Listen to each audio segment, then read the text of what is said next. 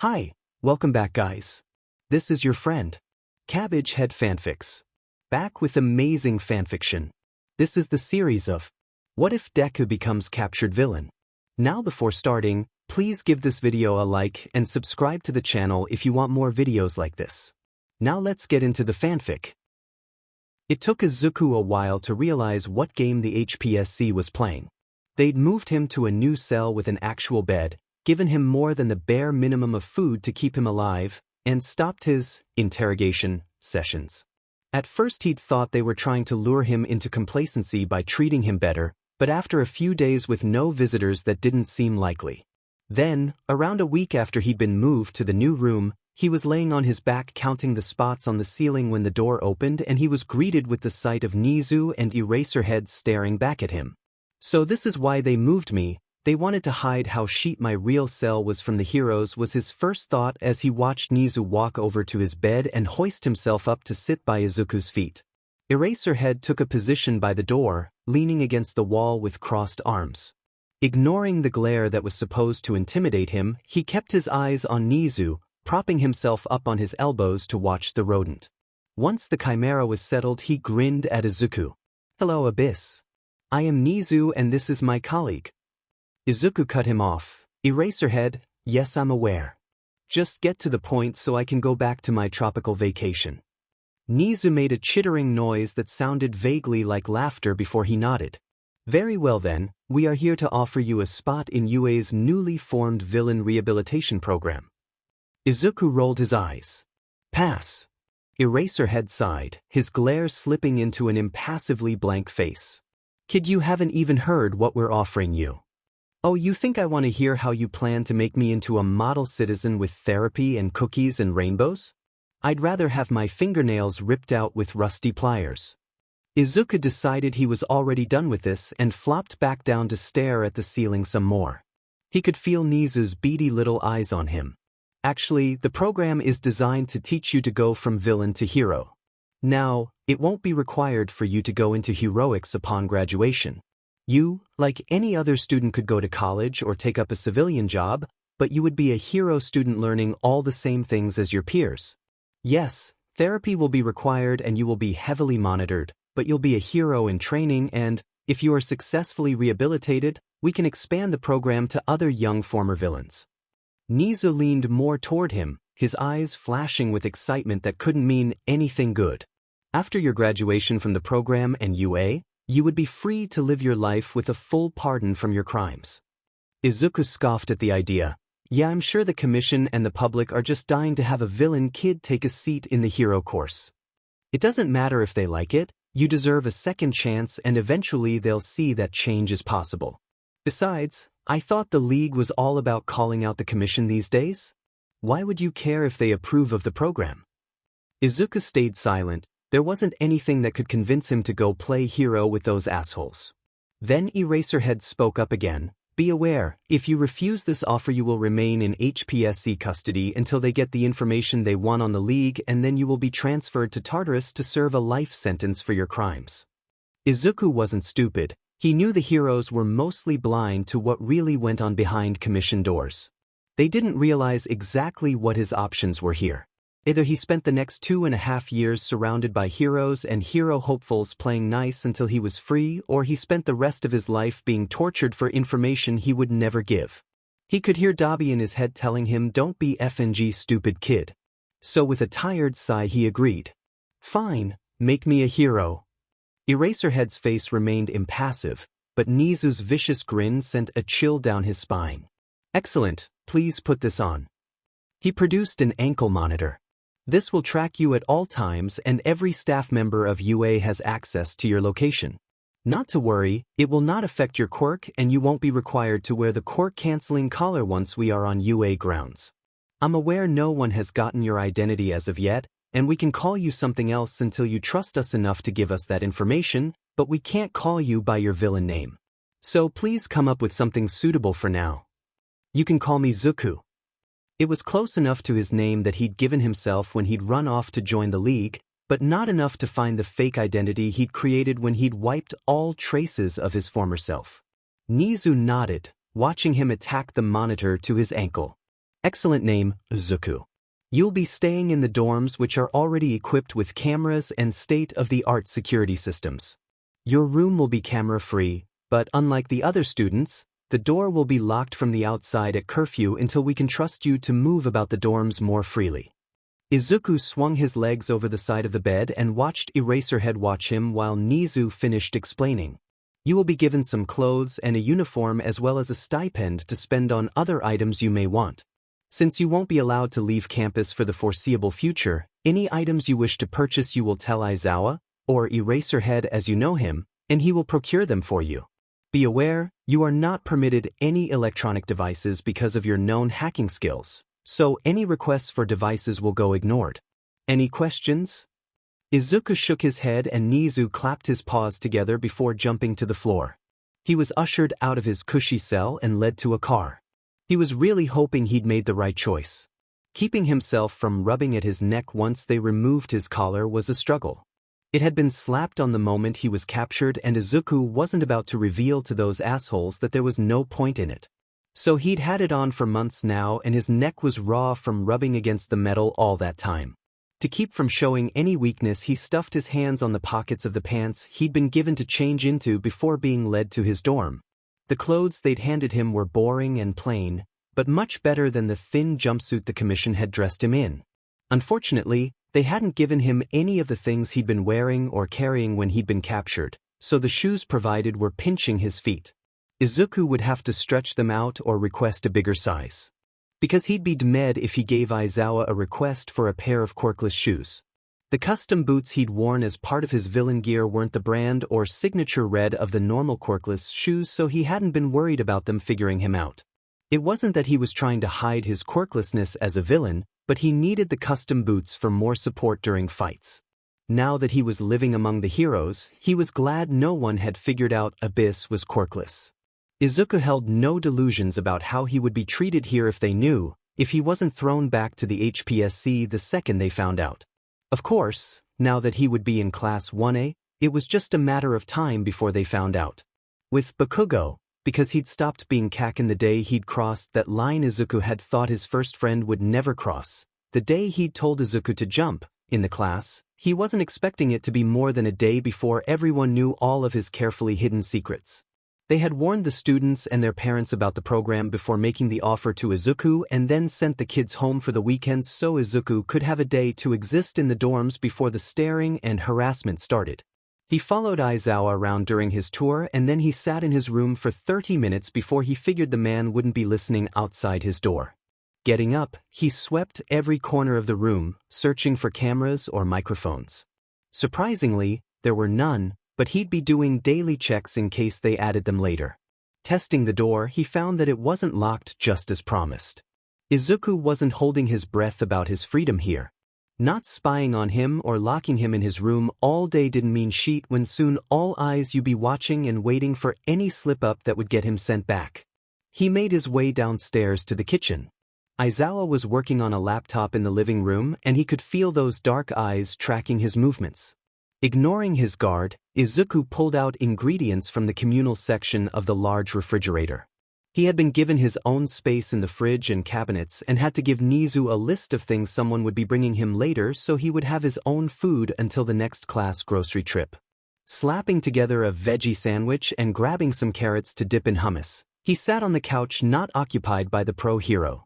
Aizawa ignored him as he ate a few bites of his sandwich and Izuku decided to test his new teacher's patience. So the students were sent home. Does that mean Shinsou is with your husband for the weekend? The typing from the man's laptop stopped and his eyes flashed red as he glared at Izuku. What? Izuku shrugged, swallowing the bite he'd taken after asking his question. Any idiot could figure out you and present Mike are married, and adoption papers aren't hard to find if you know where to look. Swirling a carrot through the hummus with a contemplative look he asked, so do the rest of the class know or do I have to keep it a secret?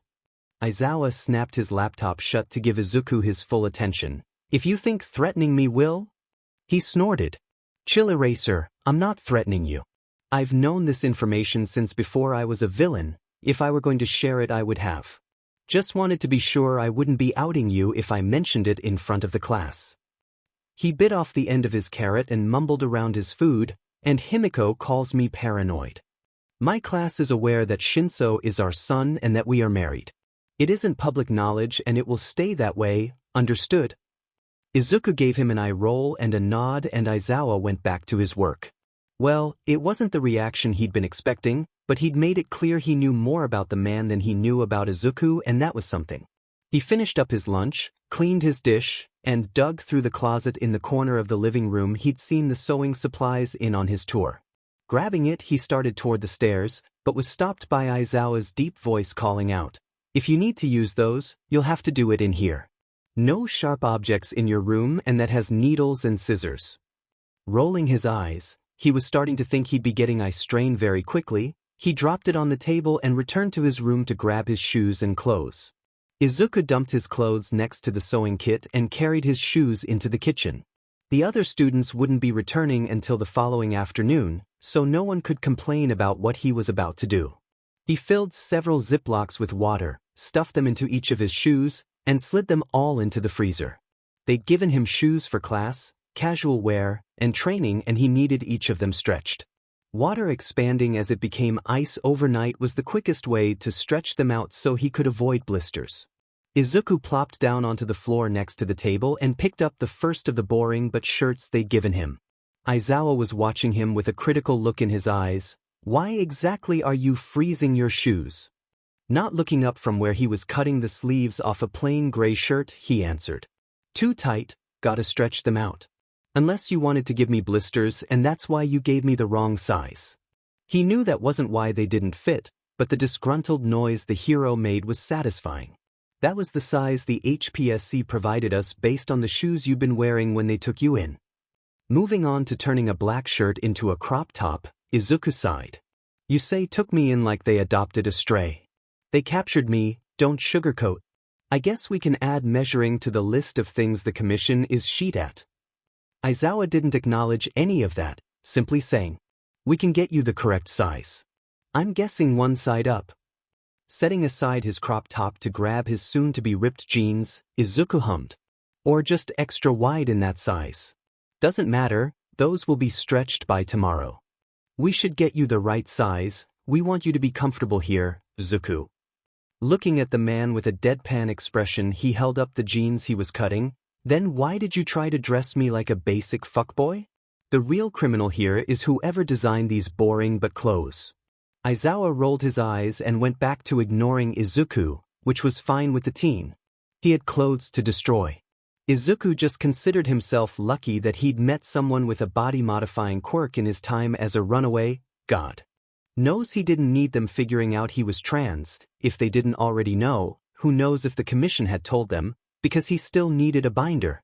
He knew they wouldn't be able to use his biological body as a way to identify him, but he'd like to keep what few secrets he could for as long as possible. Soon he had several crop tops, sleeveless tanks, deep V-neck shirts, and distressed jeans. It was nowhere near the wardrobe he had in his room at the LOV hideout, but at least he wouldn't look like he'd never shopped anywhere but Old Navy. Before he gathered his clothes to head back up to his room, he handed Aizawa a list. The man ped his eyebrow at him after scanning it, and Izuku rolled his eyes yet again. "What? You think I'm going to turn blunt jewelry into a weapon of mass destruction? I didn't let Dabi practice piercing on my face to have them close up because you don't approve of facial piercings. Besides, I thought I could spend my stipend on whatever I wanted."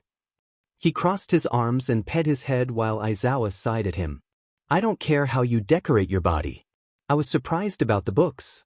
Advanced Quantum Physics, an in-depth history of natural disasters and how they changed the world, how to survive psychological torture, and 3 different vegan cookbooks. Quite a variety of subjects there." Izuku grabbed his clothes. "I have a wide variety of interests and, based on the weekly menu both in the dorm kitchen and the cafeteria, I need to grow my repertoire of meals.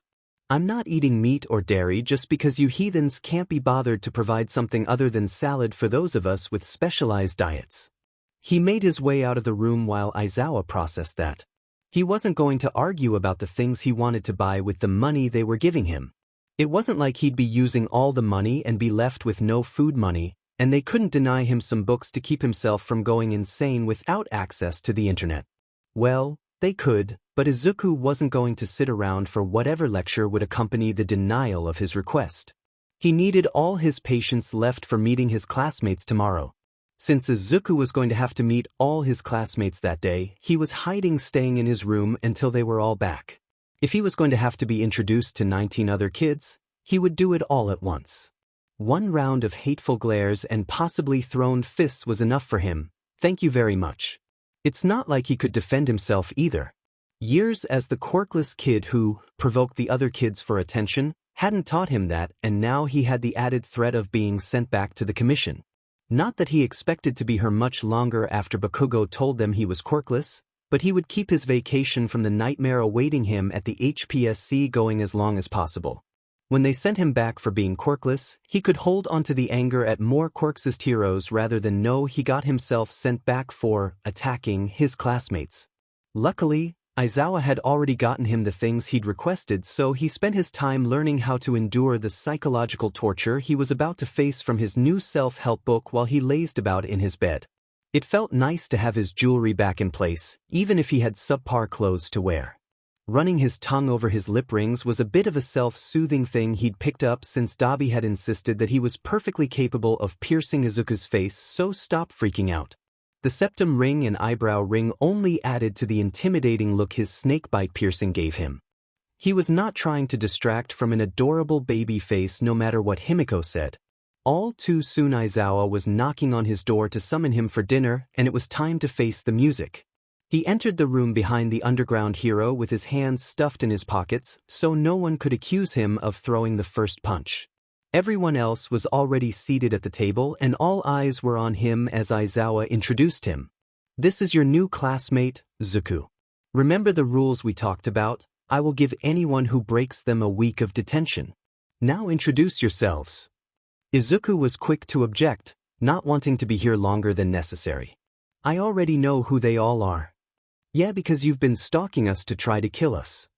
Kaminari said with a glare that would put Shigaraki to shame. That had him rolling his eyes.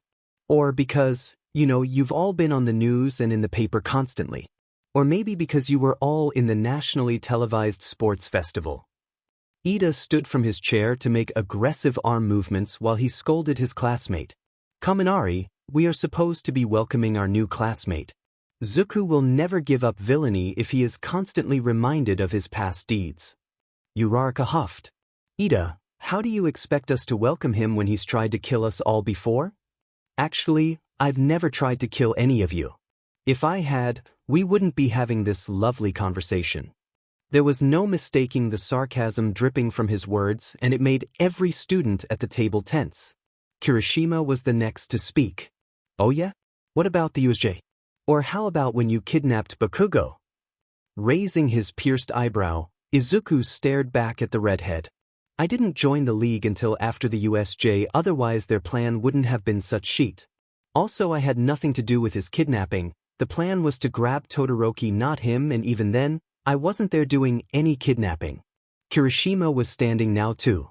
So it's okay because you kidnapped the wrong person? You still tried to convince him to become a villain. For the first time since entering the room, Izuku looked at Bakugo. He was staring angrily down at his plate. That's what he said happened? He laughed. The league wouldn't take that shit stain if he begged on hands and knees. Ashido slammed her hands down on the table, rattling the dishes. Don't you dare talk about him like that. Siro chimed in. Yeah, Bakugo's a better person than you'll ever even dream of being. Izuku rolled his eyes. Clearly the blonde had found more lackeys to follow him around and sing his praises. Whatever, I was told there was food. Is that real, or did I just come down here to be yelled at over shit I didn't do? Kirishima glared daggers at him and gritted out. The shit stain you kidnapped made katsudon for everyone. I'll have a sandwich. Izuku took a step toward the kitchen. His retreat didn't go unimpeded. Uraraka called out, What, are you too good to eat the same food as us? Or are you afraid we'll poison you?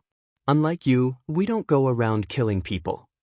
He grinned at 19 angry teens and one very tired-looking teacher. I don't eat or use any animal products. Meat is murder and all that. Shinsou scoffed at that. That's rich coming from a murderer. Izuku was so done with all of this. You all keep saying I'm a murderer when I've never actually killed anyone. Honestly, your little class president has come closer to murder than I ever have.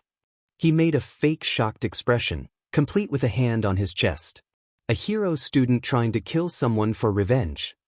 He dropped his face back to a blank look, staring Aizawa right in his eyes. I'm not surprised, heroes are a bunch of hypocrites.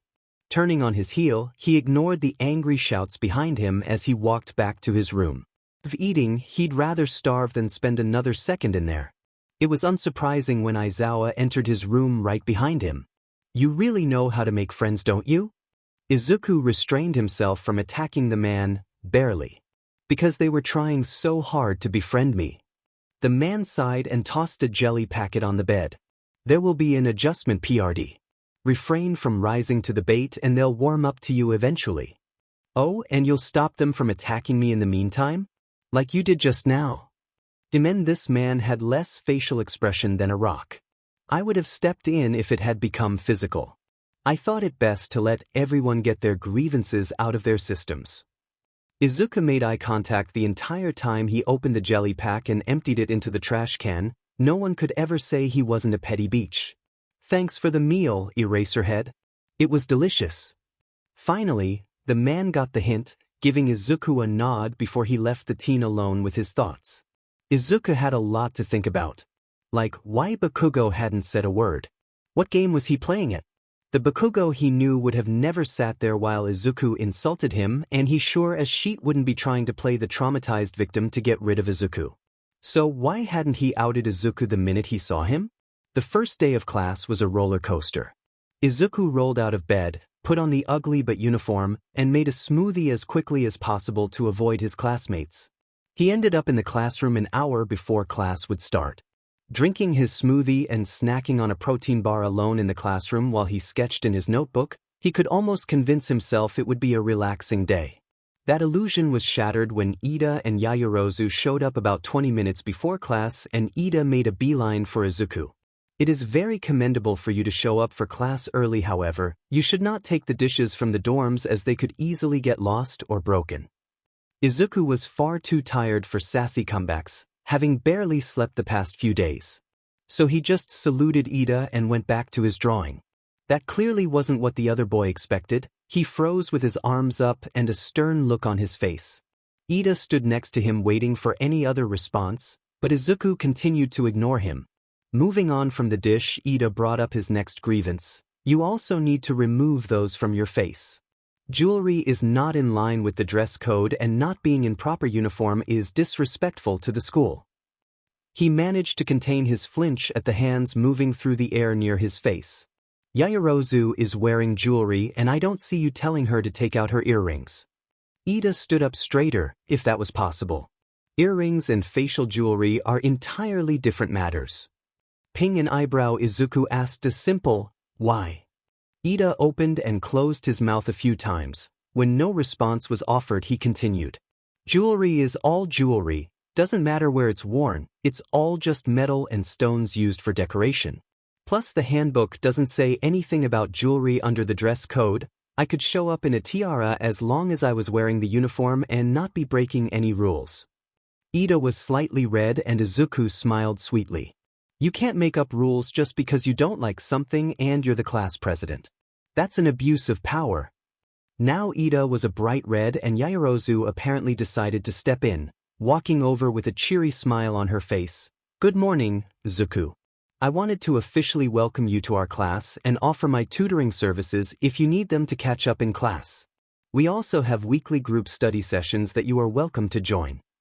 Izuku gave her a small nod. That won't be necessary. But thank you, Yaoyorozu. She blinked a few times, probably not expecting politeness from him. Then she smiled. You can call me Momo, everyone in class does, and if you ever change your mind, just let me know. It's my duty as vice president to assist my classmates with their studies. He nodded and went back to drawing, but the two didn't leave. What are you working on, if I may ask? Izuku tensed. Images of notebooks ripped from his hands and passed around between classmates to tear and burn flashing through his mind. He took a deep breath. He wasn't quirkless Deku here, yet, and the young woman hadn't reached for the paper or moved closer. So he moved his arm to show her the page. Drawing my friends since I don't have any pictures. Yaoyorozu and Ida took in the sketch of Dabi, Toga, and twice playing video games on a couch in silence. Izuku waited for them to spit out insults about his villain friends, but instead Ida just pressed his lips together and Momo kept an impassive face when she said, "That's a very good drawing to have been done from memory. You're very talented." Izuku opened his mouth to respond, but several other students had walked into the room and caught her compliment. Uraraka crossed her arms as she called out, "Momo, Ida, you shouldn't stand so close, he might stab you with that pencil." There it was, the hatred he had expected was something he knew what to do with, unlike the quiet politeness Momo had been offering. But he was too tired to deal with it. So he just quietly went back to drawing while Ida scolded Uraraka. The rest of the class was mostly ignoring him as they filtered into the room. A few stares and whispers were fine by him. Then everyone in the room was treated to the world's most obnoxious laughter from the doorway. Having studied all of the hero students in detail, Izuku recognized the pinched face of Monoma staring directly at him. So it's true then. Class 1A now has 2 villains among their ranks. Not so superior now, are you? Izuku immediately didn't like this a-hole. Straightening up and staring him down with narrowed eyes, he said, "There is only one villain in Class 1A and I don't take kindly to quirk discrimination, which is what I'm assuming led you to calling Shinsou a villain. I saw you look at him when you said 2 and I know what his quirk is. Just like I know what yours is. Tell me, why would someone who had definitely been the victim of discrimination turn around and do it to someone else?" Monoma's widening eyes had Izuku grinning and the look on his face sent chills down the spine of everyone in the room. "Do you think acting like AD will keep everyone from hating you for your quirk? Maybe if they hate you for that sheet personality they won't think to hate you for your quirk. Or maybe you're just naturally a giant but who doesn't care about hurting people the way you were hurt. The reasoning doesn't really matter to me. What does matter is that I won't stand for it." When he stood and took a step toward the other boy, Izuku was happy to see the flinch from Monoma. "I don't know if the teachers have been letting you run around acting like God's gift to the world, but I'm not the teachers and I've seen what happens when people who think like that get to go unchecked. So consider this your only warning, Monoma. If I catch you even thinking quirks' thoughts again, I'll show you exactly what made me a villain." The class was dead silent as Monoma shook, either with anger or fear. It was unclear what he was feeling and he never got the chance to respond because Aizawa spoke up from behind him. "Don't you have a class to get to, Monoma?" The blonde made a surprised noise and fled the room. Aizawa glared the students into their seats and class started without any more drama. Their classes went by as quickly as they could with the teachers either ignoring Izuku's existence or trying to draw him into discussions. He honestly preferred the ignoring over present mix eager smile and kind eyes. In Izuku's experience, teachers being nice to him had never gone well. At lunch he had to stay in the classroom to take a test that would help the teachers determine where he was at with the course material, and he was too distracted by the kids from every other class walking by to get a peek at the villain to dumb down any of his answers. If people didn't like the quirkless kid being the smartest in class, they sure as shit wouldn't appreciate the villain doing it either. Izuku flew through the test and handed it to Aizawa, who pet an eyebrow. "You don't want to go back over your work? Be sure you didn't miss anything?" He just looked back at the man until he was dismissed to eat. Izuku took his lunch to the roof and was displeased to find it occupied. Shinsou and Todoroki were sitting next to each other by the safety fence eating from bentos and watching him with curious eyes. Silently he sat down next to the door and pulled out his own lunch and a book, prepared to ignore his unwilling lunch partners. Shinsou was the first to break the tense atmosphere. "You didn't have to stand up to Monoma for me, I could have handled him myself." Without looking up from his quantum physics textbook, Izuku shrugged. "I know, but you shouldn't have to. Handling it yourself is tiring." Out of the corner of his eye, he saw the 2 teens share a look before Shinsou answered that. "Well, thanks. Most people just ignore him." Izuku sighed. "Ignoring people who act like that is how we end up with heroes like Endeavor." Todoroki froze with his chopsticks halfway to his mouth. "You don't approve of my father. Why?" He studied the stoic boy. Todoroki, at first glance, looked expressionless, but further inspection revealed the hopeful yet calculating look in his eyes. Let's start off with his excessive use of force. His property damage and civilian casualty rates are higher than the other top 10 heroes combined, but he gets away with it because he's highly ranked. He also injures and kills villains regularly even when their crimes are minor. Then there's the way he speaks about quirks. He's clearly quirksist and doesn't bother to hide it. The way he speaks to the press also shows that he's both homophobic and sexist. The list goes on, but what it boils down to is, he is a sheet person who would have never made it as a hero without his powerful, flashy quirk. At some point during his rant, Izuku had set down his book and turned toward the other boys.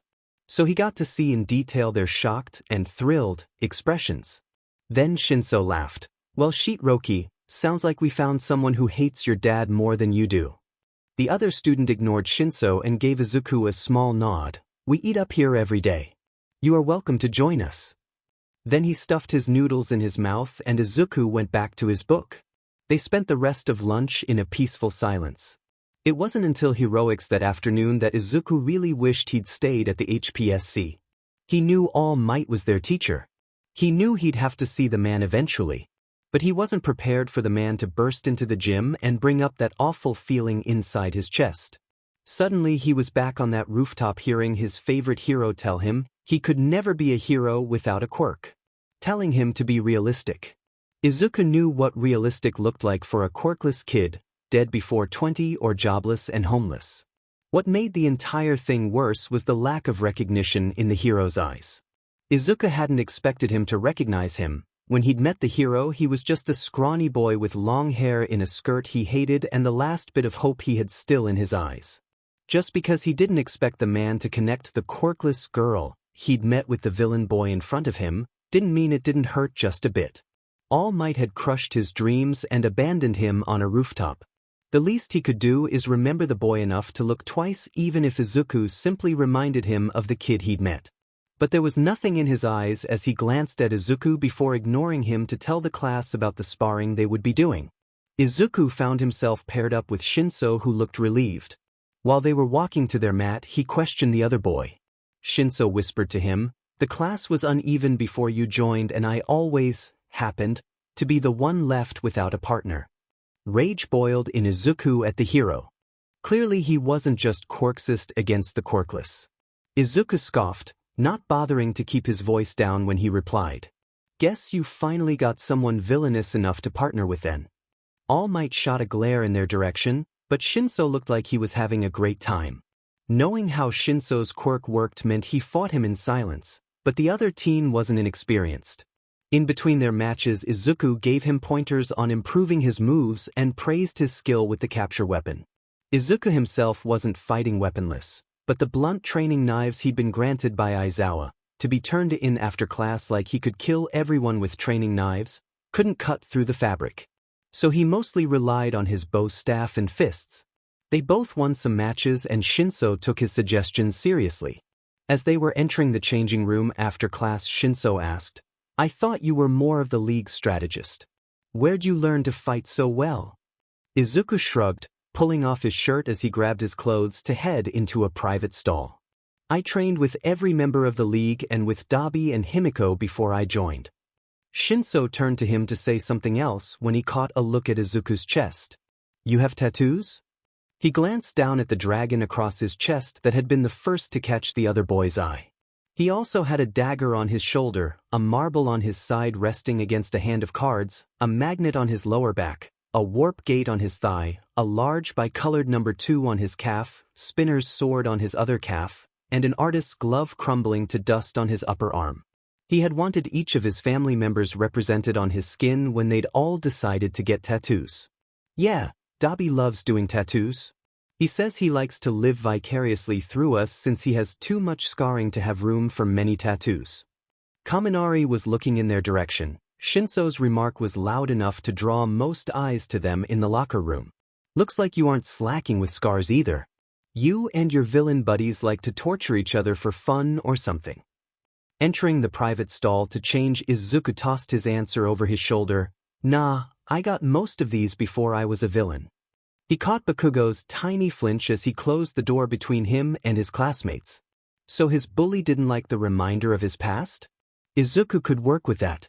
Keeping his head down when everyone is constantly up his butt is so much harder than one would think. The second day of classes, someone bumped into him in the hall and accused Izuku of trying to start a fight. During lunch that day, some general studies student's wallet went missing and, of course, the villain took it. Luckily, the camera system proved it wasn't him, but getting pulled into Nizu's office constantly to hear accusations against him wasn't doing his popularity any favors. Turns out, seeing the villain get dragged into the principal's office twice in one day just proved to everyone he was up to no good. Day 3, Izuku showed up with a black eye that came from hitting himself during a nightmare, and everyone had a theory on who he had assaulted. Rumors flew through the school about him attacking Bakugo to finish him off after he escaped the kidnapping, trying to kill a teacher, and his personal favorite, starting a fist fight with 7 third-year hero students because they insulted his lip rings. Izuku had a fondness for that one simply because if it were true he would have come out of a 7-on-1 fight with nothing but a black eye. Back in middle school, no one would have ever even considered that was possible. The issues weren't just with students outside his class, unfortunately. Uraraka glared at him constantly, and any time he was caught near another classmate she would find a reason to drag them away. Sometimes it was with a seemingly valid reason, homework questions or help with a chore. Most of the time she just made snide comments about him, only talking to them to get information to send back to his villain buddies. Honestly, with how much the girl seemed to hate him, you'd think she had been the one kidnapped by the League. Izuku had never been present in any of the attacks by the League she'd been caught up in, so her despise for him shouldn't be this deep in his opinion. His budding friendship with Todoroki and Shinsou was a common target for the normally bubbly girl. Uraraka, when unsuccessful at separating them, would sit herself down right by their quiet little group anytime they were spotted in the common room and interject herself into the conversation or activity. It wouldn't be a problem if it wasn't always obviously pointed comments about Izuku's time with the League she interjected with. If it weren't so annoying, Izuku would kind of be impressed with how she managed to turn their conversation about which cheese is the best for grilled cheese sandwiches into how many people he'd probably tortured. It was a leap, but somehow she'd managed to make the segue seem natural. Then there was Bakugo's little group of attack dogs. Kaminari had taken to, accidentally, giving Izuku little shocks when he happened to bump into the green-haired boy. It wasn't enough to hurt, so Izuku just treated it like a fun game he liked to call, "Is Kaminari's electricity stronger than my anti-frizz leave-in conditioner?" The answer was yes. Ashido had a series of TikToks titled Wild Villain Sightings where she narrated whatever mundane thing Izuku was doing while she videoed him. She usually started out with things like, "Here we see the lone League member using his knife skills to cut a tomato," and continued filming until she grew bored of taunting him. Since they were posted to her private account that only UA students followed, Izuku didn't really care. It was kind of funny to see how disappointed she got at his lack of reaction. Siro was a fan of muttering insults under his breath about kidnappers and criminals. Kirishima just glared and stuck close to Bakugo's side every minute Izuku was in the same room. Thankfully, no one had shown up to interrupt any of the rooftop lunches he shared with the only 2 students willing to have actual conversations with him in the week he'd been there. Momo and Ida had continued to approach him, but any mention of his friends in the League made them tense up and try to change the subject. Todoroki and Shinsou didn't seem to care about the fact that it was villains in his stories. They always listened and chuckled at the antics Izuku described to them. They even shared their own stories with him, and Izuku would almost call them friends. Almost, because he couldn't be sure they would want to be near him if they found out he was quirkless. It would be funny that the only people who'd ever accepted that about him were villains, if it weren't so sad. So he kept some distance between them, not sharing anything that would give anything about himself away. It would hurt less when they found out and left him if he wasn't too attached. It was getting hard to not get attached. Todoroki reminded him of a puppy, innocent and kind, even if it was hidden behind a blank look and walls he'd built up. Shinsou was just doing things to Izuku.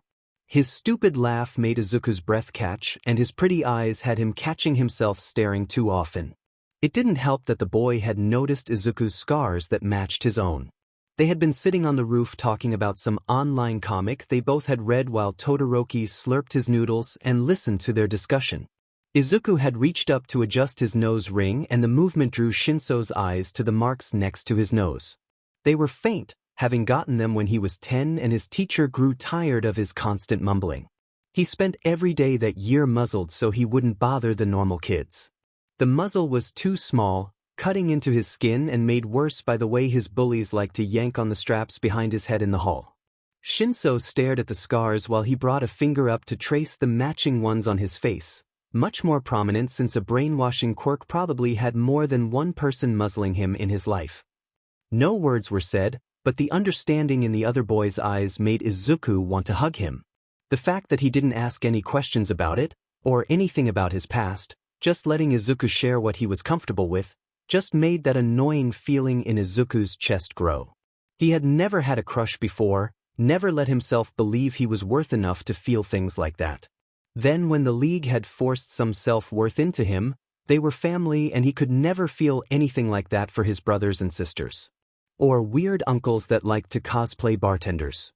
It was stupid to feel anything like that for someone he didn't even know if he was actually friends with, and even more stupid to feel it when he was seconds away from being locked up again at any moment. So Izuku pushed those fluttering feelings down deep inside and focused on just spending time with the other two. Of course, his time with the other boys didn't go unnoticed by the students or staff at UA, and now Izuku found himself getting notes slipped in his desk telling him to leave Todoroki alone. Apparently, the boy had quite the fan base at the school, being very attractive, rich, and the son of the number 2 hero would do that to someone. Shinsou also got the notes. Having a villainous quirk obviously meant he was trying to corrupt Todoroki. They had compared the notes to see who got the better ones. Izuku won because his were more threatening while Shinsou's were all very tame, and then Todoroki piled them all up and set them on fire.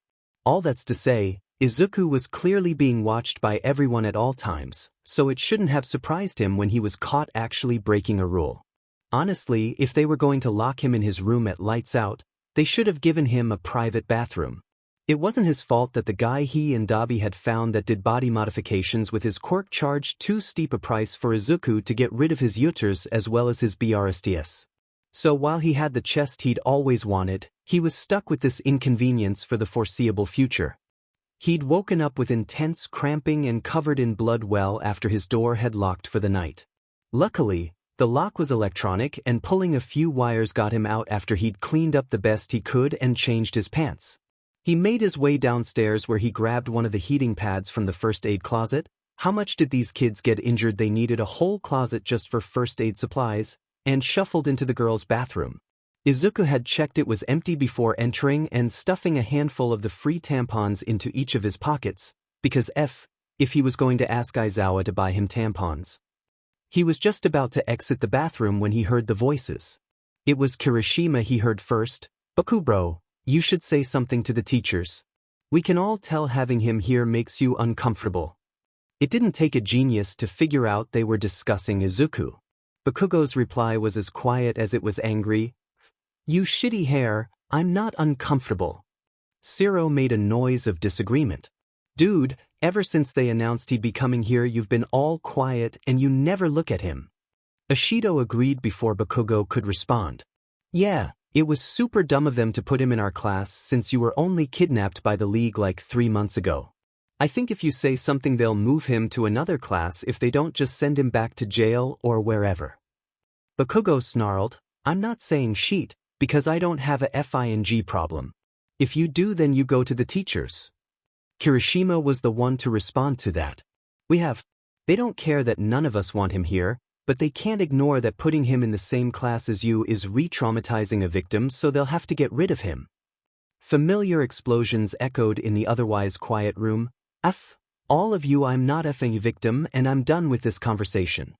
The sound of angry stomping past the bathroom Izuku was trapped in and distracted him enough he didn't hear the other footsteps approaching. Suddenly, the door was thrown open and a very sad, red-eyed Aizawa was staring at him. Izuku could see Bakugo watching from down the hall where he'd frozen when Aizawa passed him and the rest of his group peeking around the corner from the common room. Aizawa ignored their presence. Do you want to explain to me why you broke out of your room to hang out in the girls' restroom?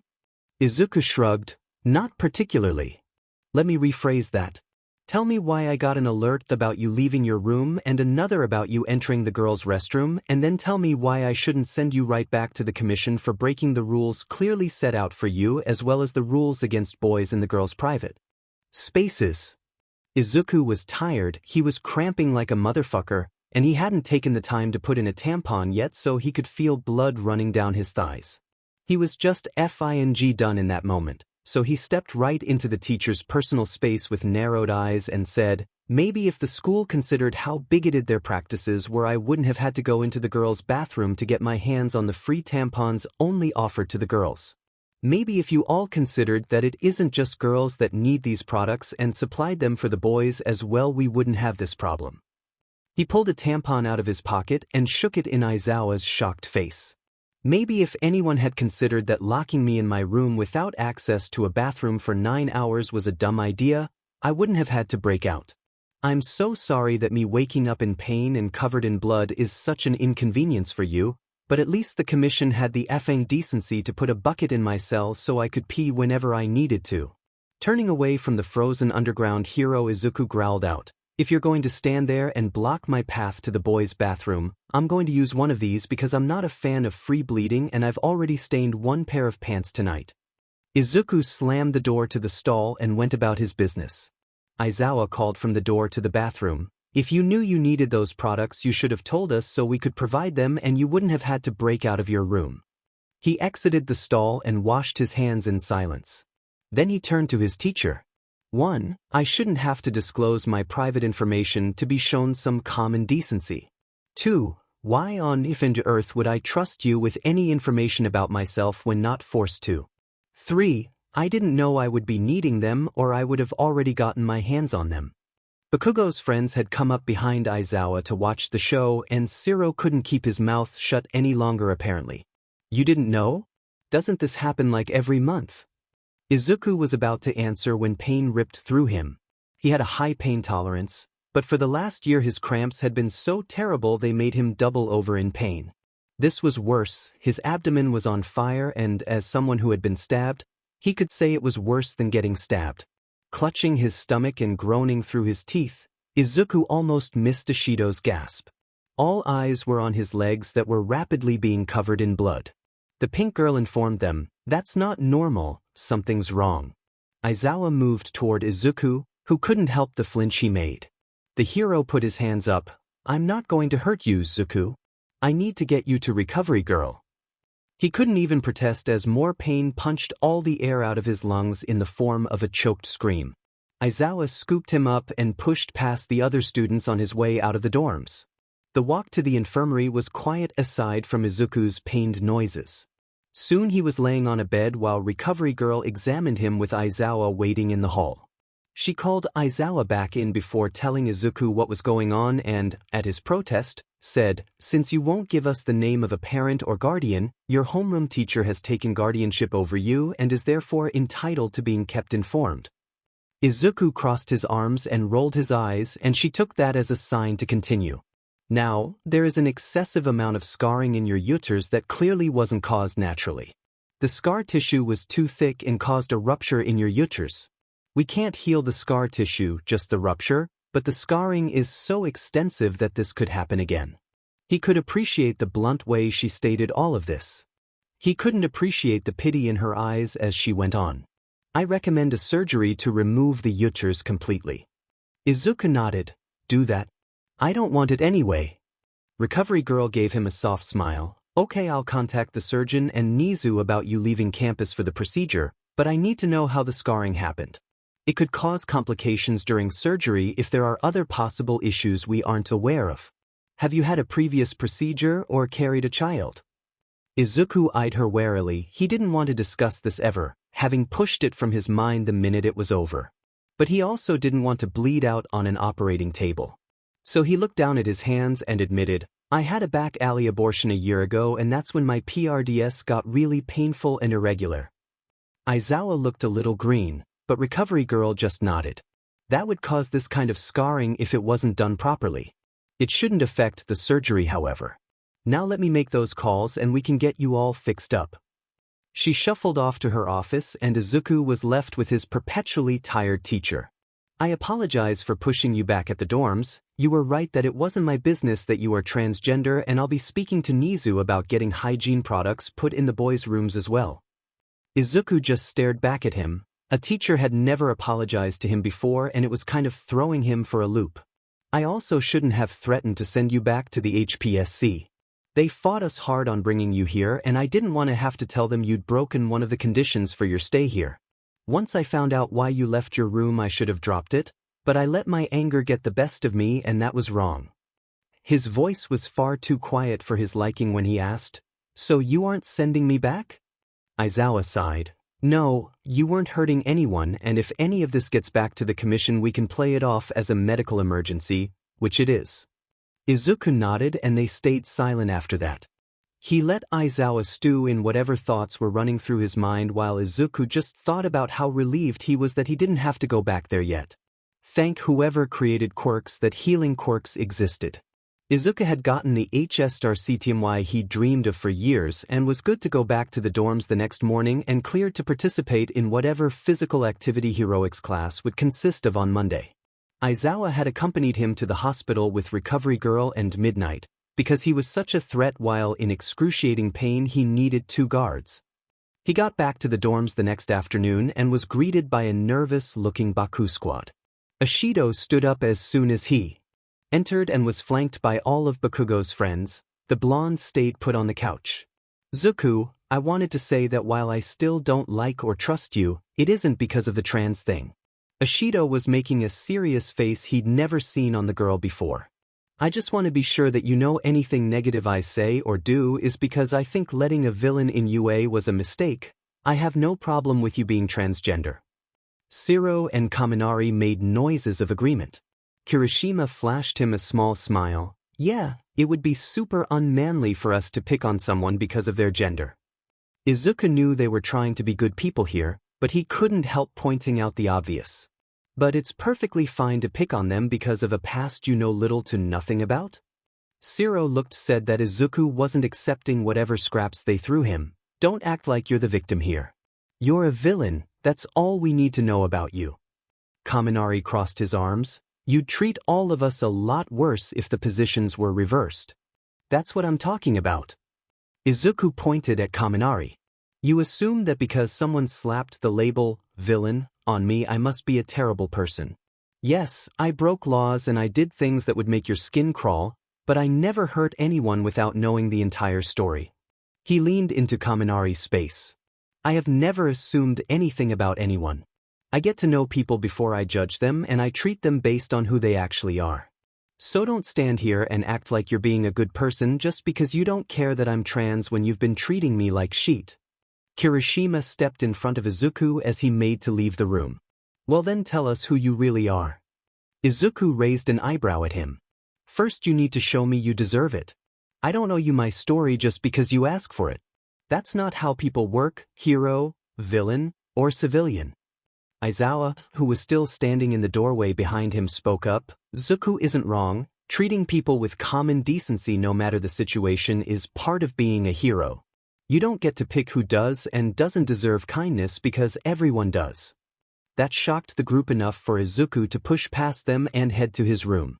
His plan was to collapse into bed and stay there until dinner. The plan was thrown out the window by Shinsou leaning against his door with a small grin.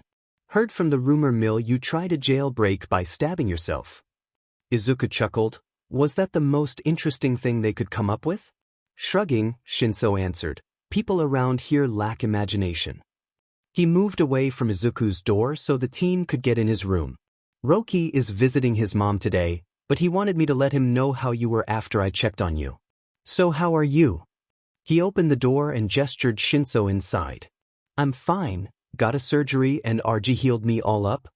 Shinsou walked in, taking in Izuku's bare room before sitting down in his desk chair. "You don't have to tell me what happened. Papa forbade the Baku squad from talking about it. Said it was a personal matter and I won't pry, but you can talk about it if you need or want to." The purple-haired boy had talked about Aizawa, Dad, and Yamada, Papa. Enough that Izuku knew Present Mike would have been the first person Aizawa called to do damage control the previous night. Even Izuku could admit the loud hero had a calming demeanor and a presence that made you want to listen to him.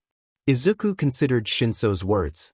He didn't think the other boy would care that he was trans, and if Bakugo's little posse knew people might actually be friends with should know as well. Sitting down on his bed, Izuku gathered his courage to tell him. I'm a trans man and last night I had some issues with my uterus and needed an emergency HPSC. Shinsou offered him a smile. Thank you for trusting me with that. It doesn't change how I see you, except maybe I know you're braver than I originally thought. Glad you're okay. You are okay, right? Like with losing your... He gestured at his own abdomen and Izuku honest to God giggled at the uncomfortable look on the boy's face. You can say uterus, Shinsou. It won't make me dysphoric. And yeah, I'm fine with it, would have gotten rid of it before if I could afford it. I'm glad it worked out for you then. Shinsou seemed to think for a minute before adding. I'm not telling you to tell him, but Roki wouldn't be shitty about it either if you decided to. Izuku nodded. He knew what Shinsou said was right and he would likely tell Todoroki next time they talked. The other boy wasn't as open with Izuku as he was Shinsou, which was to be expected, but he'd been nothing but friendly with him and Izuku thought he could at least trust him with this. Shinsou seemed to realize that topic was done with and started examining the room again. Man, how do you not go crazy in here? It's boring as shit. That got a laugh out of the freckled boy. It really is, but they won't let me have any electronics and there's really no point in decorating. Shinsou looked confused. Why would there be no point? Come on. You and I both know it's just a matter of time before they find a reason to send me back. The other teen moved to sit next to Izuku, not touching, but close enough. I know it doesn't seem like it sometimes, but my dad cares about you. He cares about all his students and he was the one who insisted on you being in his class. He wants you here and he'll fight to keep you here as long as you don't go on a murder spree. You aren't planning a murder spree, right? Izuku lightly shoved his friend. No murder sprees planned yet. Good, then he won't let them send you back. I know you don't trust him yet, but maybe give him the benefit of the doubt and let him earn it. In the meantime, decorate your room. Sheets depressing to look at. Plus if you show you're here to stay it will PSS off everyone who wants you gone. Like Uraraka. Izuku rolled his eyes. What is her problem with me anyway? I mean I get Bakugo's group, I was a member of the organization that kidnapped their friend, but what the F did I ever do to her? Shinsou chuckled. Personally, I think she has a crush on Bakugo and that's why she's holding a grudge, but you'd have to ask her for the truth. His face of disgust had Shinsou shaking with laughter. She has a crush on Bakugo? W. Also, I'm pretty sure he's gay. That made the insomniac cackle. He is so gay it's not even funny, but straight's gonna straight, I guess. Now both boys were laughing. It was the most fun Izuku had since he was captured. When their laughter died down, he turned to his friend. Okay then, you get to help me decorate. That was how they found themselves spread out on the common room floor with large sheets of blank paper they'd found in the art room. Midnight had let them into the school and accompanied them once Shinsou explained what they were up to, having a friend who was basically family with so much of the staff came with perks apparently. Izuku was making a poster of a comic character he loved while Shinsou drew terrible pictures of cats. Eventually, Todoroki returned from his visit and joined them. His abstract design was better than whatever Shinsou was doing to those poor cats, but it wouldn't be winning him any awards. Uraraka decided to poke her nose in their business yet again. What are you guys doing? Shinsou mumbled, making decorations for Zuka's room since he's going to be here for a while. Those blank walls are depressing. Uraraka grinned. It looked just a touch evil. Why doesn't he just hang up pictures of his friends? Oh wait, they're villains so he probably doesn't have any where they aren't skinning puppies. Izuku made a face at that. None of us would ever hurt a puppy and I don't need pictures when I can just draw them. Momo had been walking by and stopped to say, oh yes, I've seen Zuka's drawings of his friends. They are very good. Todoroki hummed. His drawings are excellent. I particularly enjoy the one of Shigaraki with pink hair chasing Toga with a bat. Yeah, that was a great day. Izuku chuckled. Shinsou choked. That actually happened? He smiled. All the pictures I draw of them are things that happened. The league is full of prank-loving heathens. Momo's brows were furrowed. I can't picture them running around pranking each other. Well, villains have free time too, and unlike what some people seem to think, he shot a look at Uraraka. We don't spend it torturing people or animals for fun. Uraraka was glaring back at him, but it was Todoroki that spoke next. What was the best prank ever pulled by the league? Izuku smiled at his friend. They spent the rest of the afternoon drawing while he regaled them with stories of shenanigans that his league friends got up to. After dinner, the two boys helped Izuku put up the art they'd made alongside the pictures of league members, and he spilled his secret to Todoroki and came out as gay to his friends. He accepted Izuku in a heartbeat, and both teens let Izuku know they were also batting for his team. For the first time since he came to UA, he felt accepted. It was his first day back after his surgery, and Izuku had thought it would go well. He'd finally decided Shinsou and Todoroki were probably his friends, and that day's heroics class was led by Aizawa as well as All Might, so he actually got to participate in something that wasn't just sparring against Shinsou. They'd been running rescue simulations, and he liked to think he did well. He was leaving the locker room, about to head back to the dorms when Aizawa stopped him. You've had time to settle in, so the HPSC has insisted you start your therapy now. The therapist they selected is already waiting, follow me. Izuku felt dread building up in his gut. I figured I'd be seeing Hound Dog. Aizawa shrugged. Guess they figured you needed more help than he could offer you. Yeah, sure, the HPSC wanted to help. Izuku couldn't tell if Aizawa was an idiot or if he didn't care that obviously wasn't true. Shinsou was right that the man cared about his other students, but he was wrong about Izuku. Eraserhead could apologize all he wanted, but Izuku knew it wasn't because the man cared about him that had him promising to keep him at UA. Aizawa wanted to be successful in rehabilitating a villain, and sending Izuku back would mean the program didn't work. They wouldn't get another chance if Izuku effed it up. So he kept his mouth shut. It's not like the man would help him if he asked. Then he entered the room, soundproofed and camera-free to protect his private therapy session. Aizawa brought him to, and it was her. The same woman he'd spent countless hours with during his time with the HPSC. The woman whose name he refused to learn because the only thing that mattered about her was her quirk and how much she enjoyed his pain. She was dressed in plain clothes and gave off a non-threatening vibe, but he knew how fake it was. Izuku remembered the dark room they'd sit in while she forced him to relive every painful memory he had. The commission had a large group of people with quirks employed to get information from anyone. Thankfully, they hadn't gotten their hands on a truth or mind-reading quirk, but they knew how to break people without them.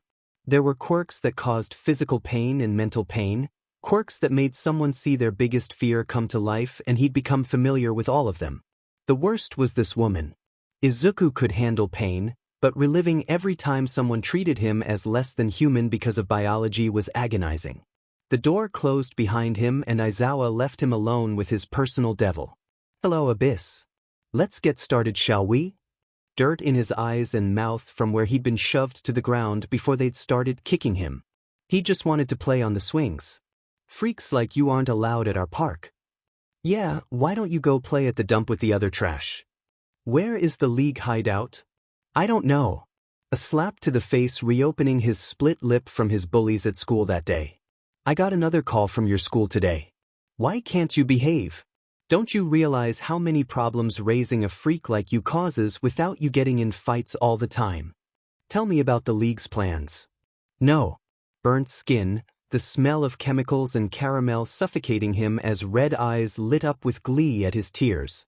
Saw you writing in your creepy stalker notebooks again, Deku.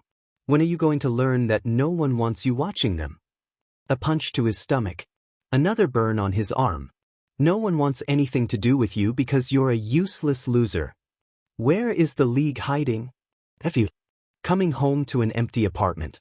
Nothing of his mother left aside from a note telling him she was done taking care of a useless waste of space.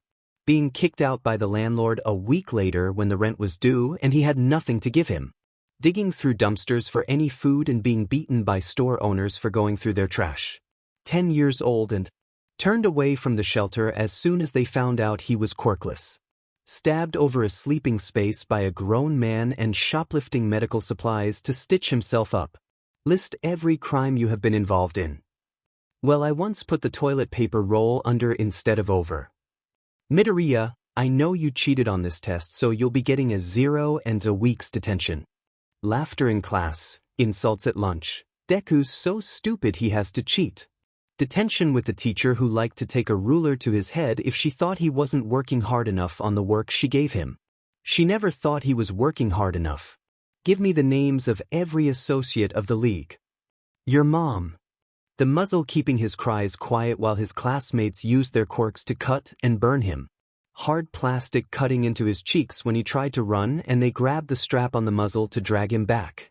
Fists and feet breaking his body piece by piece. Red flowers on his desk behind the group. What are the league's plans that you know of? Thursday night dance-offs. Hands on his skin. Bile threatening to spill from his mouth as his teacher unfastened his pants. If you want to get into UA, you can't get any more black marks, Deku. If you don't want me to report the fight you started, I need more than just your mouth this time. Give me the legal names for every league member. Take a swan dive off a roof. Where is their hideout? You can't be a hero without a quirk. Tell me.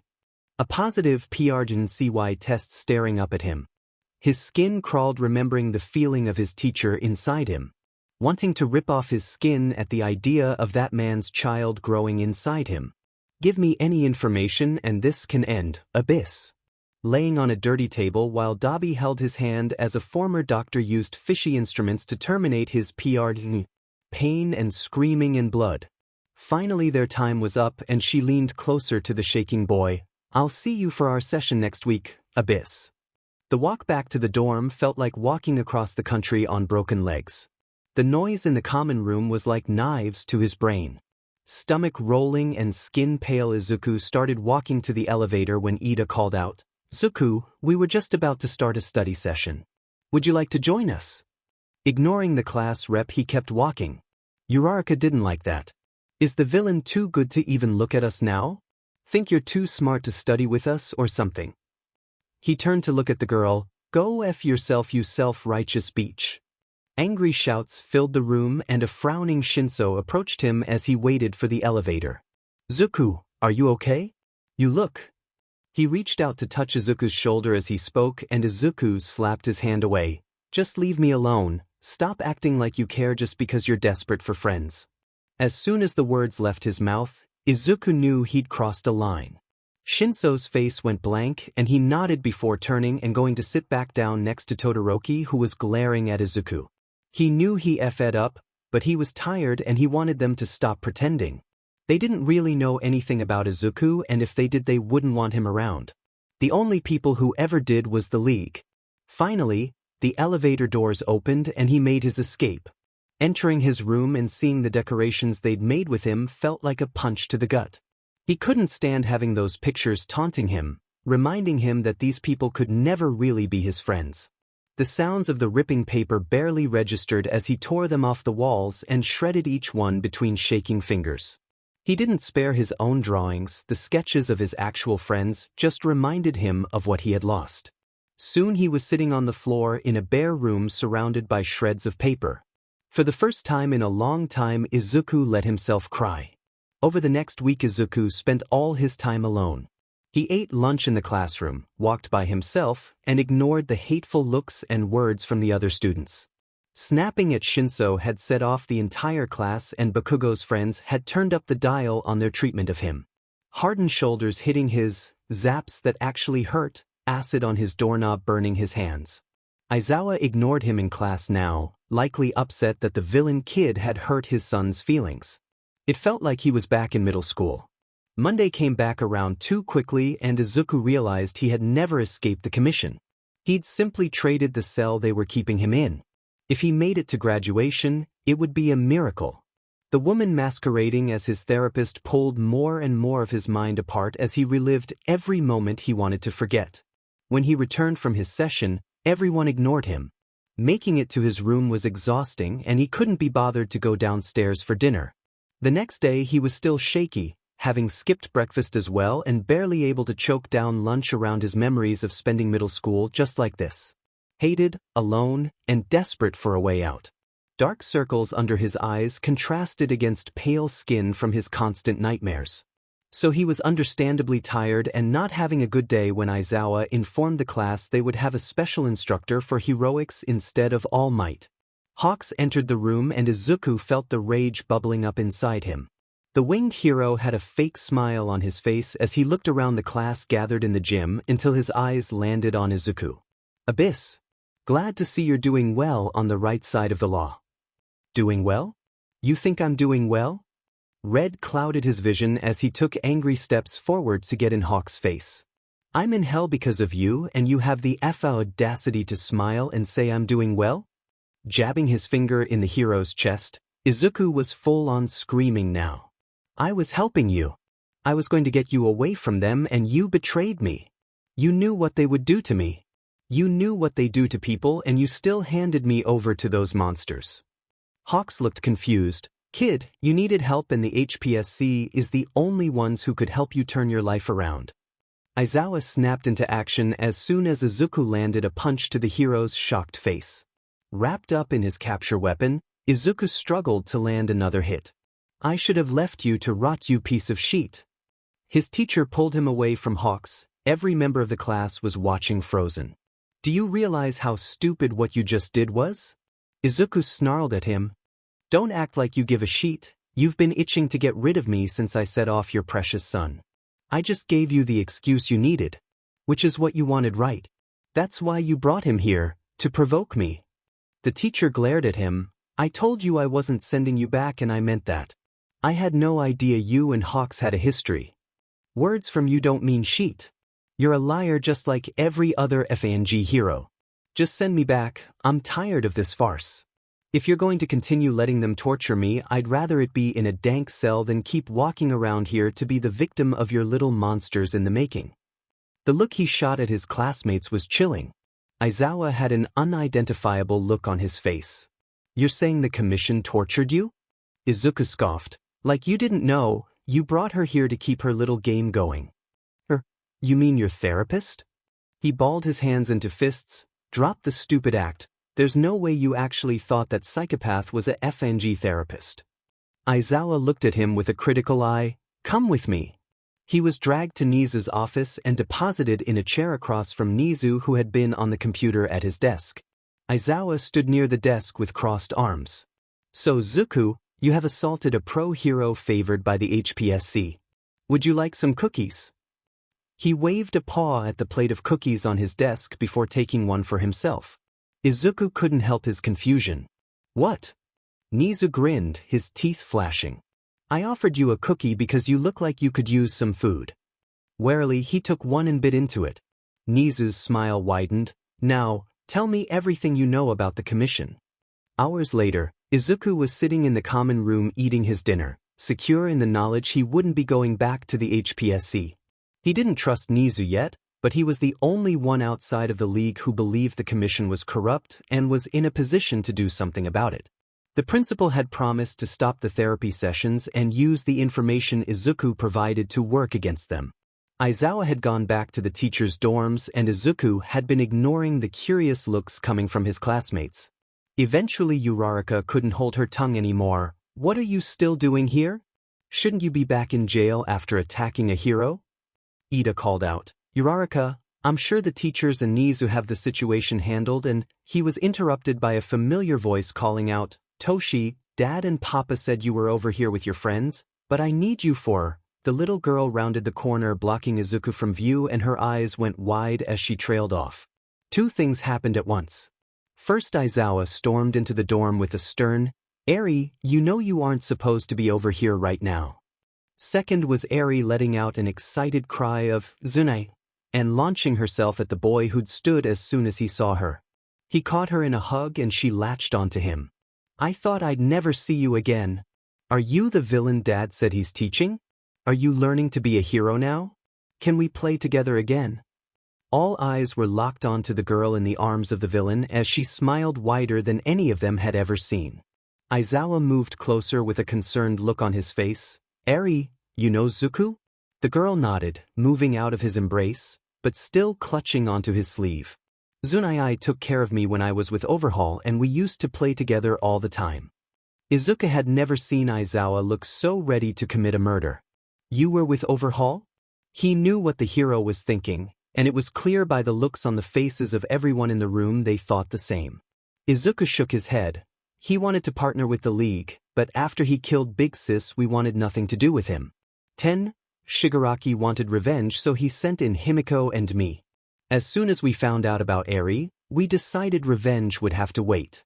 People who hurt kids are the lowest of the low. Eri seemed to bounce as she explained to her dad, and I is the one who got me out. He saved me. Aizawa, deciding to hold off on killing Izuku, crouched in front of his adopted daughter. Eri sweetie, it was the heroes who rescued you, remember? She shook her head, white hair flying around wildly. They only did cause and I told them how and where. Dark Eyes met Emerald as Aizawa considered this. We got a tip from a hacker that provides information to heroes sometimes, but that wasn't Zuku. Eri stomped her foot. It was. He told me they were coming and he said I could trust you. Zunai told me that not all heroes were good but Eraserhead was, and then you saved me and now you're my dad, so he was right. Shinsou spoke up for the first time since his sister's appearance. Did Zuka tell you about which heroes weren't good? Izuku looked at the boy, but Shinsou wouldn't meet his eyes. Eri nodded. Yup, Endeavor and All Might are two, and then there was some others, but those were the biggest ones he said to watch out for. Ashido jumped into the conversation. So now you're poisoning little kids against heroes? The boy snapped back. Only the terrible ones. Endeavor is abusive and All Might is quirkist. Eri doesn't need to be around people like that after what that BSTRD did to her. Eri was clinging to Izuku's leg now, uncomfortable with the raised voices. Izuku ran his fingers through her hair to soothe her and Aizawa watched with calculating eyes. So Abyss is also mastermind. Why didn't you tell anyone that? It could have helped your case. Rolling his eyes, Izuku huffed at that. Everyone else seemed confused. Mastermind was the hacker persona he'd created to send information on criminals to heroes long before he joined the League, and only certain heroes or cops would have heard the name.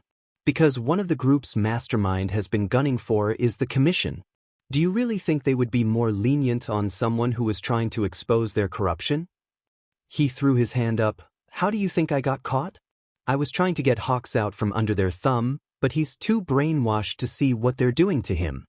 Aizawa, who'd learned that in Nizu's office earlier, nodded. Everyone else looked either confused or enraged. Uraraka, of course, was the one to speak up. The HPSC protects and supports heroes as well as civilians. If you go around bad-mouthing them, you deserve what you get. Izuku rolled his eyes. The Commission bought Hawks from a drag addict mother, tortured him calling it training, and forced him to become a hero. The man doesn't even know his own name because they took it away from him. When Endeavor thought he killed his own son, they covered it up because he was one of their favorites and they like powerful heroes to owe them. They captured me, a 15-year-old, and held me illegally to torture me for information on the League. If you're too blind to see what kind of shit they get up to, you're going to make the perfect hero for them to control. Eri was tugging on his pant leg, and when she held up her arms, Izuku picked her up to hold her. She never liked confrontation, even if she wasn't involved.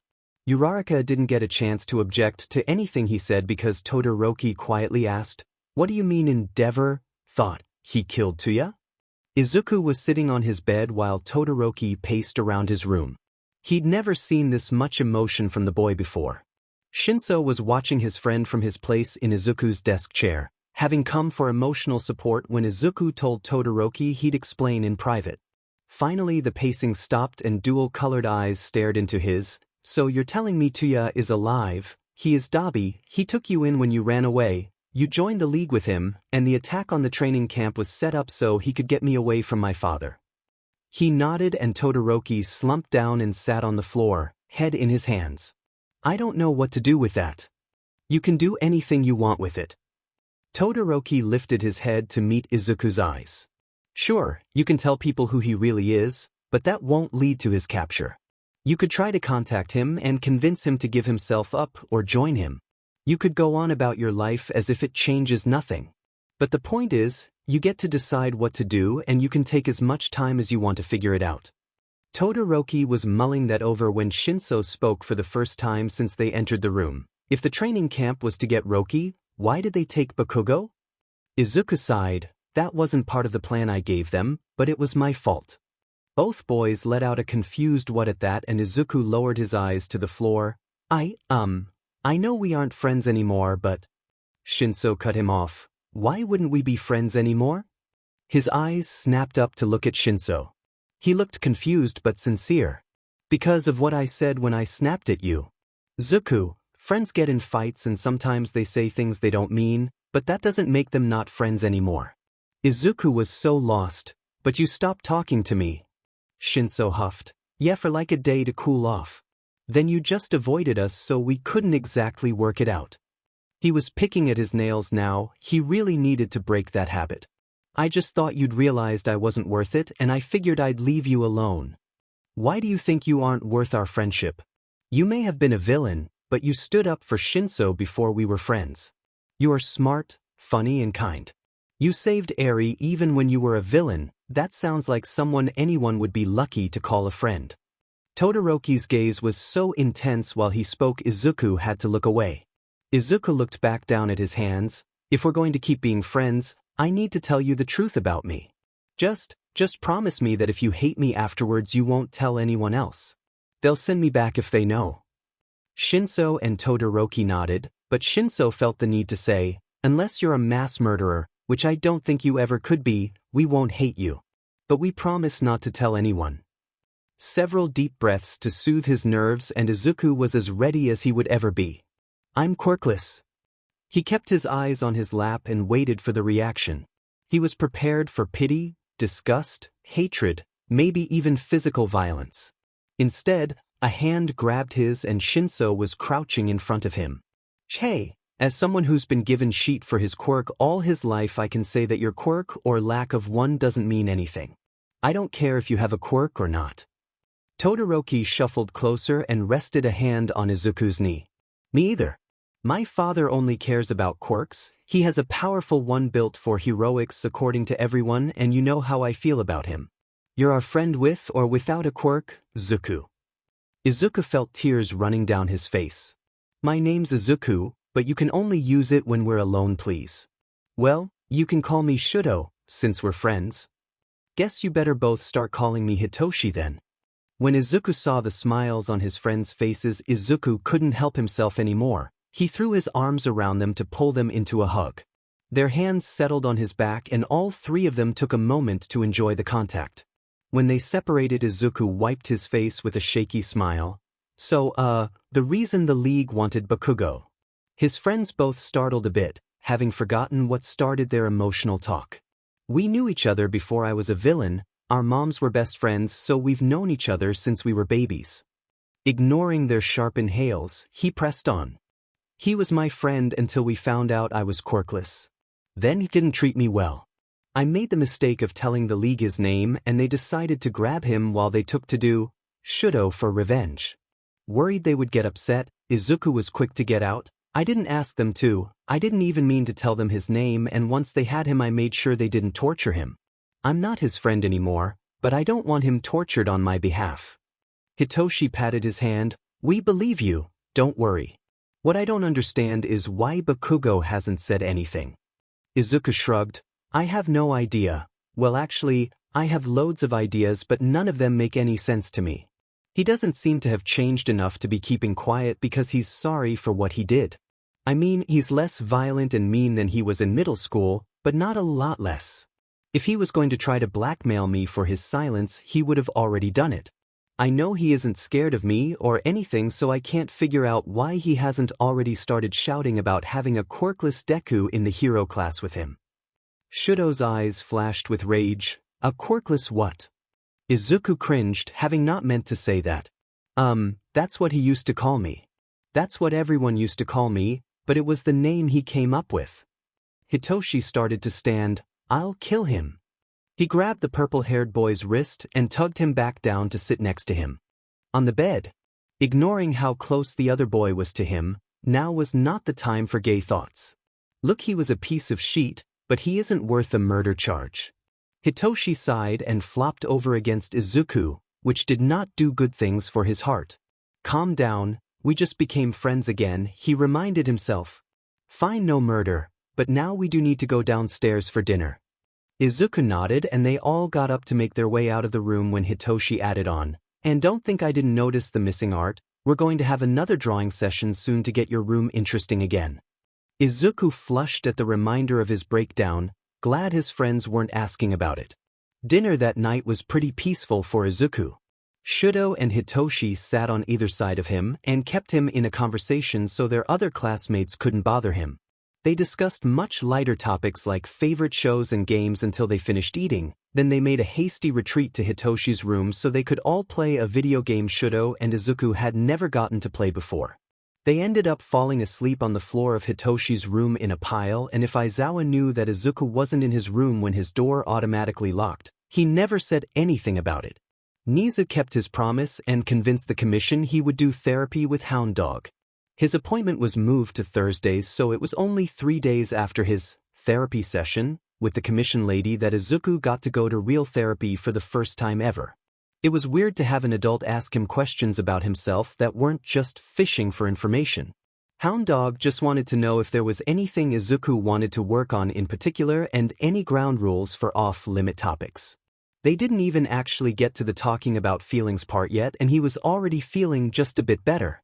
It probably said something about how messed up he was that just being given the tiniest control over one part of his life, and it had him feeling like skipping down the halls.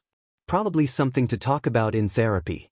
Izuku also had weekly lunches with Nizu to look forward to. He didn't trust the rodent yet, but they would be working on taking down the HPSC together, and that was worth a little happiness. His good mood lasted all the way to heroics class the next day when All Might walked in and announced they were having a theoretical discussion class that day that would be led by him and Aizawa. Theoretical discussion days were his favorites because they were usually led by Aizawa and were really interesting. But having All Might present promised a not-so-good time. Then they announced the topic quirk discrimination. This was going to SCK. Just like all of these classes, it started with their teachers giving basic information on the topic. Izuku sat there and listened to the quirkist BSRD talk about what constituted quirk discrimination, and rage bubbled up inside him. Aizawa talked more about statistics, but his voice didn't even register to Izuku. All he could hear was wind whipping around him as his favorite hero stomped on his dreams. It was All Might saying that every person should have the same opportunities no matter their quirk that snapped something inside Izuku. Slamming a hand down on his desk silenced the hero, and all eyes turned to the angry teen. This is a load of bullshit. All Might glared at Izuku. You disagree? You believe people should be judged by their quirks? If that's the case, I fear this ridiculous rehabilitation program will do you no good. Izuku stood. No. What I disagree with is you acting like you actually believe everyone should be treated equally. Aizawa said his name in what was clearly a warning tone. All Might spoke over him. I can assure you that I do believe that. Oh yeah? Maybe this rings a bell. A quirkless person could never be a hero. It's good to have dreams, but you should be realistic. So tell me, do quirkless people just not count as people to you, or are you a liar? The man's face had gone slack in shock. Has your everyone can be a hero shtick always been bullshit, or is it just quirkless kids whose dreams you crush before leaving them on the roof of a skyscraper? The number one hero just stood there gaping like a fish, but Bakugo apparently decided to end his silence toward Izuku. Popping an explosion off, he turned in his chair. Stop making shit up for attention for once in your useless life. Izuku let out a humorless laugh. Oh my god. Is that why you haven't said anything to me since I got here? You think I want attention? Do you really think all those years I was just asking for attention? Bakugo was standing now, Kirishima trying to hold him back from attacking Izuku. Of course you were. You ran to the teachers every time you got so much as a scraped knee trying to get everyone in trouble because you were jealous that the rest of us were better than you, and that was the only way you could ever be special. His crimson eyes promised pain if he managed to get his hands on the green-haired teen, but for the first time in a confrontation with the blonde, Izuku wasn't afraid. Why would I have wanted their attention? The only thing attention from anyone got me back then was more pain, and the teachers were no exception. They were worse. They were the ones who muzzled me or locked me in a closet during lunch so I couldn't eat. They were the ones who told me I was provoking you even when you pushed me down those stairs just for walking down the same hallway as you. Everyone had clearly realized before then that they knew each other long before UA, but no one moved to stop the spectacle. Bakugo rolled his eyes. Whatever, Mr. Ito was always so effing nice to you. Making everyone leave you alone and giving you private tutoring. The laugh Izuku let out at that was slightly hysterical. You absolute FANG moron, he wasn't giving me tutoring. I had to pay him back for keeping the rest of you away from me, and it's not like he could force me to SCK him off in front of the rest of the class. That had Bakugo's eyebrows furrowing slightly. That's just another lie for attention. Yes, Bakugo, I just love attention so much that I made up a teacher molesting me the entire last year of middle school. I made up him finally raping me the same day you told me to kill myself. I just imagined having to rob a jewelry store to pay for the illegal abortion I needed to get rid of the kid that monster put in me. Every word out of his mouth was accompanied by another step toward Bakugo, who had gone limp in Kirishima's arms until they were inches apart. I made up walking home after our teacher forced himself on me and the person I once considered my best friend telling me to take a swan dive off a roof and getting caught by a villain. It was just a story I made up that my favorite hero saved me only to end up telling me to be realistic and leaving me on a roof. Horror was written on every face in the room by now, but Izuku kept his eyes firmly on Bakugo as he finished. You know, it was Dabi who found me. Hours later, he found me standing on that ledge ready to take your advice, and a villain showed me more kindness than you or anyone else in my life ever had. Bakugo shook his head, trying to deny the truth. No, you ran off to become a villain for attention. Because you knew it would make Auntie worried, but she was the only one who cared, so then you decided to kidnap me from the training camp so you could finally get what you wanted. To be better than me. You think Inko even knew I was gone? She threw me out years before that because she didn't want to keep raising an abomination. Bakugo flinched like Izuku had hit him. And for the record, I was always better than you. I never beat up kids weaker than me to prove how much better than everyone I was. Izuku turned to the rest of the class. Here's your lesson on discrimination, kids. If the only people who are ever nice to someone are the villains, of course they're going to become one. Almost every villain I've met was created by people just like Bakugo here, telling them they were worth less than everyone else because of their quirks. Having said what he wanted, Izuku grabbed his bag and stormed out of the room. He made his way to the gym, still said. Later he would panic about revealing so much of himself, but right now he needed to hit something. Hitoshi found him less than an hour after his blow-up in class, attempting to punch a hole in one of the reinforced punching bags. The insomniac stood right where Izuku could see him. I was going to come find you after class, but my dad sent me to check on you right after you left. We both wanted to be sure you were doing as okay as you could be after all that. Izuku sighed, stepping away from the bag. Well, they all already hated me anyway, so what's one more thing for them to despise about me? Not all of them hate you, and if anyone gives you shit about being quirkless, they'll have me and Shudo to deal with. He flexed his arm jokingly, and Izuku did not have a fluttering feeling in his chest at the sight of Hitoshi's muscles. Shut up. Ignoring the heat in his cheeks, Izuku began unwrapping his hands. So did Bakugo start any fires after I made my escape? Hitoshi smirked at him. Nah, but he almost did when Dad dragged him to Nizu's office to go over some discrepancies in his UA application and discuss his behavior.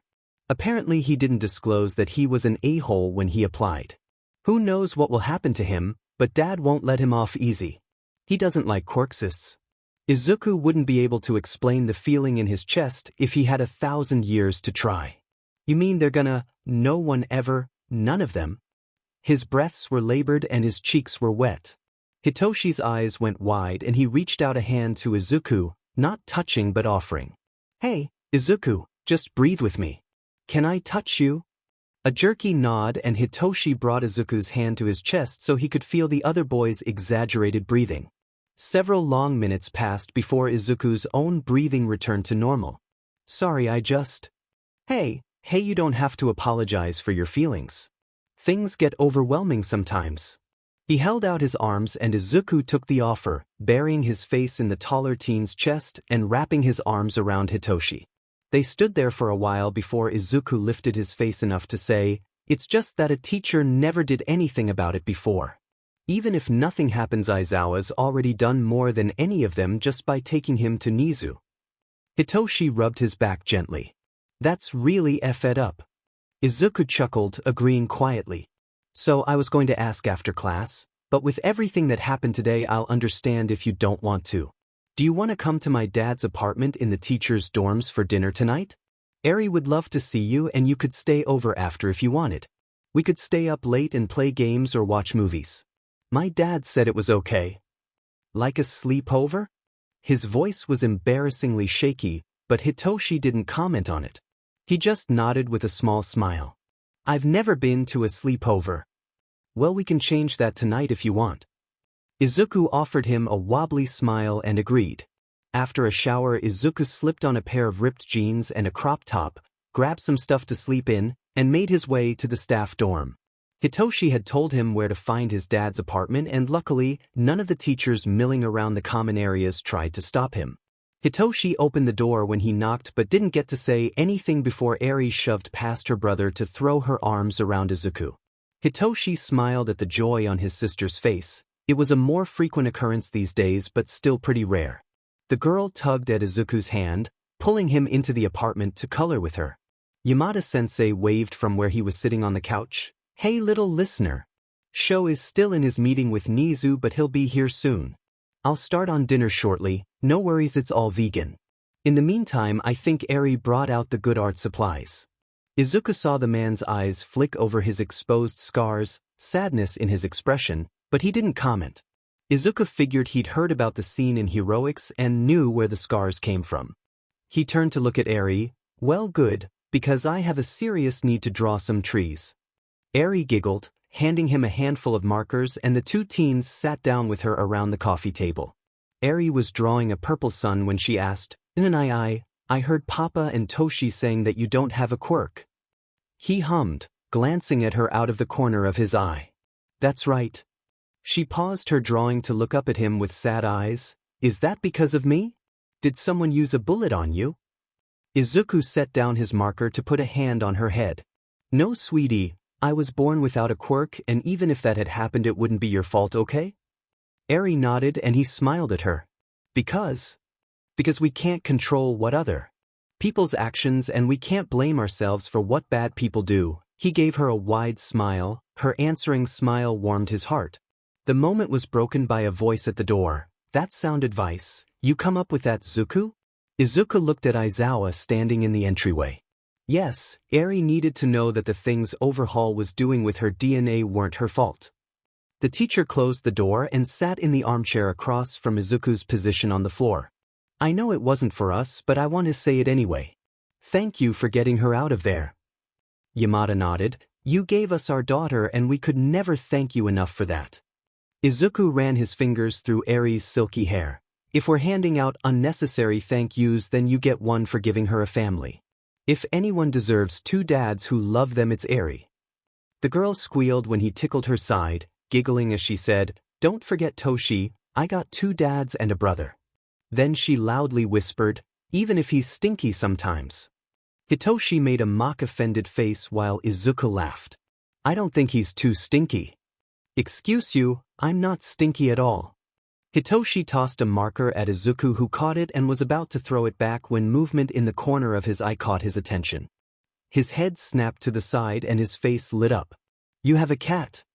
Izuku scrambled to his feet and rushed over to crouch down in front of the solid black cat. Wiggling his fingers and making cooing noises, he missed the look shared between his teachers, having never seen the kid like this. When the cat moved forward to let Izuku give her pets, Aizawa grunted. "Trashcan doesn't usually like new people." The teen turned to look at his teacher with a raised eyebrow.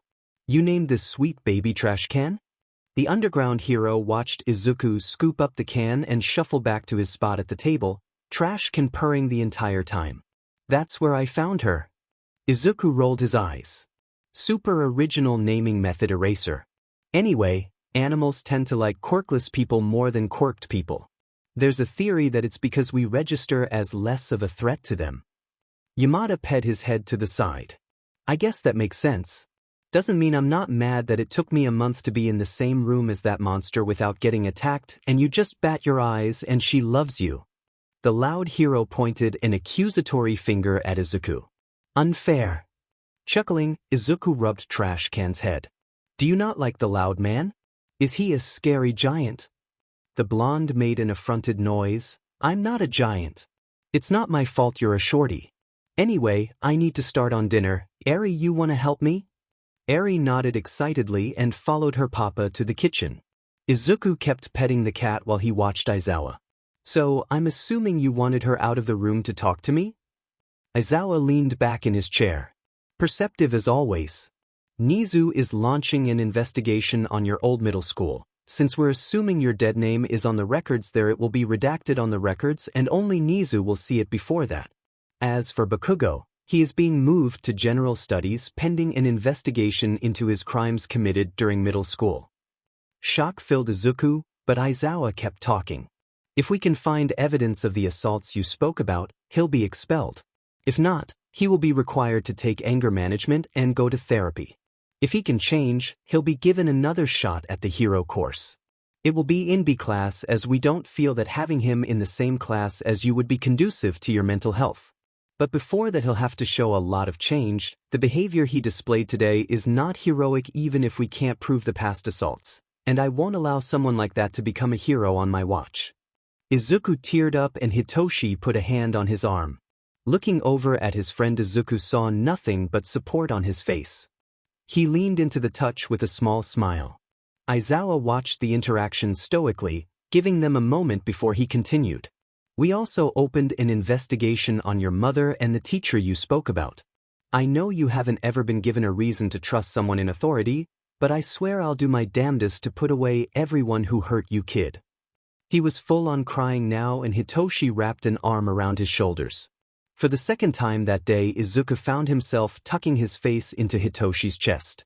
Aizawa opened his mouth to speak again when there was a knock at the door. Confusion flashed across his face before he schooled his expression and got up to answer it. All Might stood in the doorway, glaring at Aizawa with fury in his eyes. Young Aizawa, would you like to tell me the meaning of this? Aizawa pet an eyebrow at the man. You'd have to tell me what this is before I can explain anything to you. All Might huffed like a child. I just came from a meeting in Nizu's office where he refused to remove that quirkless villain from UA or even just the hero course. I told him you would agree with me as a logical man and he claims you threatened to quit if the villain were pulled from your class. Izuku couldn't stop himself from asking, is that true? The underground hero turned to look at Izuku, keeping his body blocking All Might from entering. I knew Nizu wouldn't do it, but I wanted to put that on the table in case the commission tries to pull you when they catch word of this. I won't work somewhere that buys into quirksist bullshit. All Might was glaring at Izuku as he spoke to Aizawa. Surely you recognize that a quirkless person isn't fit to be a hero even if they weren't a villain. They would only be a liability on the field and they could never hope to accomplish what a quirked hero could. He turned his eyes to the said-off underground hero. It would be best to remove the boy and free up a spot for someone who could actually be a hero. Izuku handed Trash Can to Hitoshi and stormed over to the door. Aizawa moved slightly so Izuku could stand next to him as he faced down the number 1 hero. It's funny that you think a quirkless person couldn't measure up to a quirked hero when I did what you couldn't. Rolling his eyes, All Might asked in a mocking voice, what exactly do you think you've accomplished that I wouldn't be able to? A smirk he'd perfected during his time as a villain adorned his face. Well, I'm sure with everything that happened with the League at the start of the year you realized All for One wasn't dead. Panic crossed the hero's face as his eyes darted to the other people present. There's no reason to worry about training your successor to fight him. He waved his hand flippantly. Yes, I know about your quirk. What matters here is that All for One is actually dead now. You're welcome. A quirkless kid took down the villain you couldn't defeat and it wasn't even hard. All Might's eyes narrowed. You expect me to believe you took down the greatest villain in history? Izuku could feel Aizawa and Hitoshi staring at him, but he kept his eyes on the idiot in front of him. I frankly don't care what you believe. Plus I had help. After Tenko, excuse me, Shigaraki found out all for one gave him the quirk that killed his family and groomed him. He agreed to help me. So technically, 2 quirkless people were responsible for killing that beach, but Tenko still had the one forced on him. He shrugged. It was just a matter of turning off his life support machines and having Tenko disintegrate him while I put a bullet in his head. His healing quirks were no match for both injuries as well as the lack of life support. As if he hadn't just admitted he'd murdered someone, Izuku smiled sweetly. One last thing before you F off. Shigaraki's real name was Tenko Shimura. You might know him better as Nana Shimura's grandson. So not only did you fail to take down the man that killed her, you let her family suffer at his hands. Guess having that super awesome quirk didn't help you be a good hero after all. He slammed the door in the sputtering hero's face and turned to find 2 sets of eyes staring at him in shock. It was silent for a beat before Hitoshi blurted out, "If that was hot." Hitoshi's face turned a bright red and he slapped a hand over his mouth. Izuku grinned and winked at his friend, like he wasn't also bright red. Aizawa rolled his eyes, mumbling, "Teenagers." Raising his voice to normal volume he said to Izuku, "I want the full story on that mess sometime, but for now I need to call Nizu about getting rid of a quirksys teacher. Try not to get your hormones all over my furniture while I'm gone." He left the room and Izuku slid into the spot next to his friend. Batting his eyes playfully he asked, "So you think I'm hot, Hitoshi?"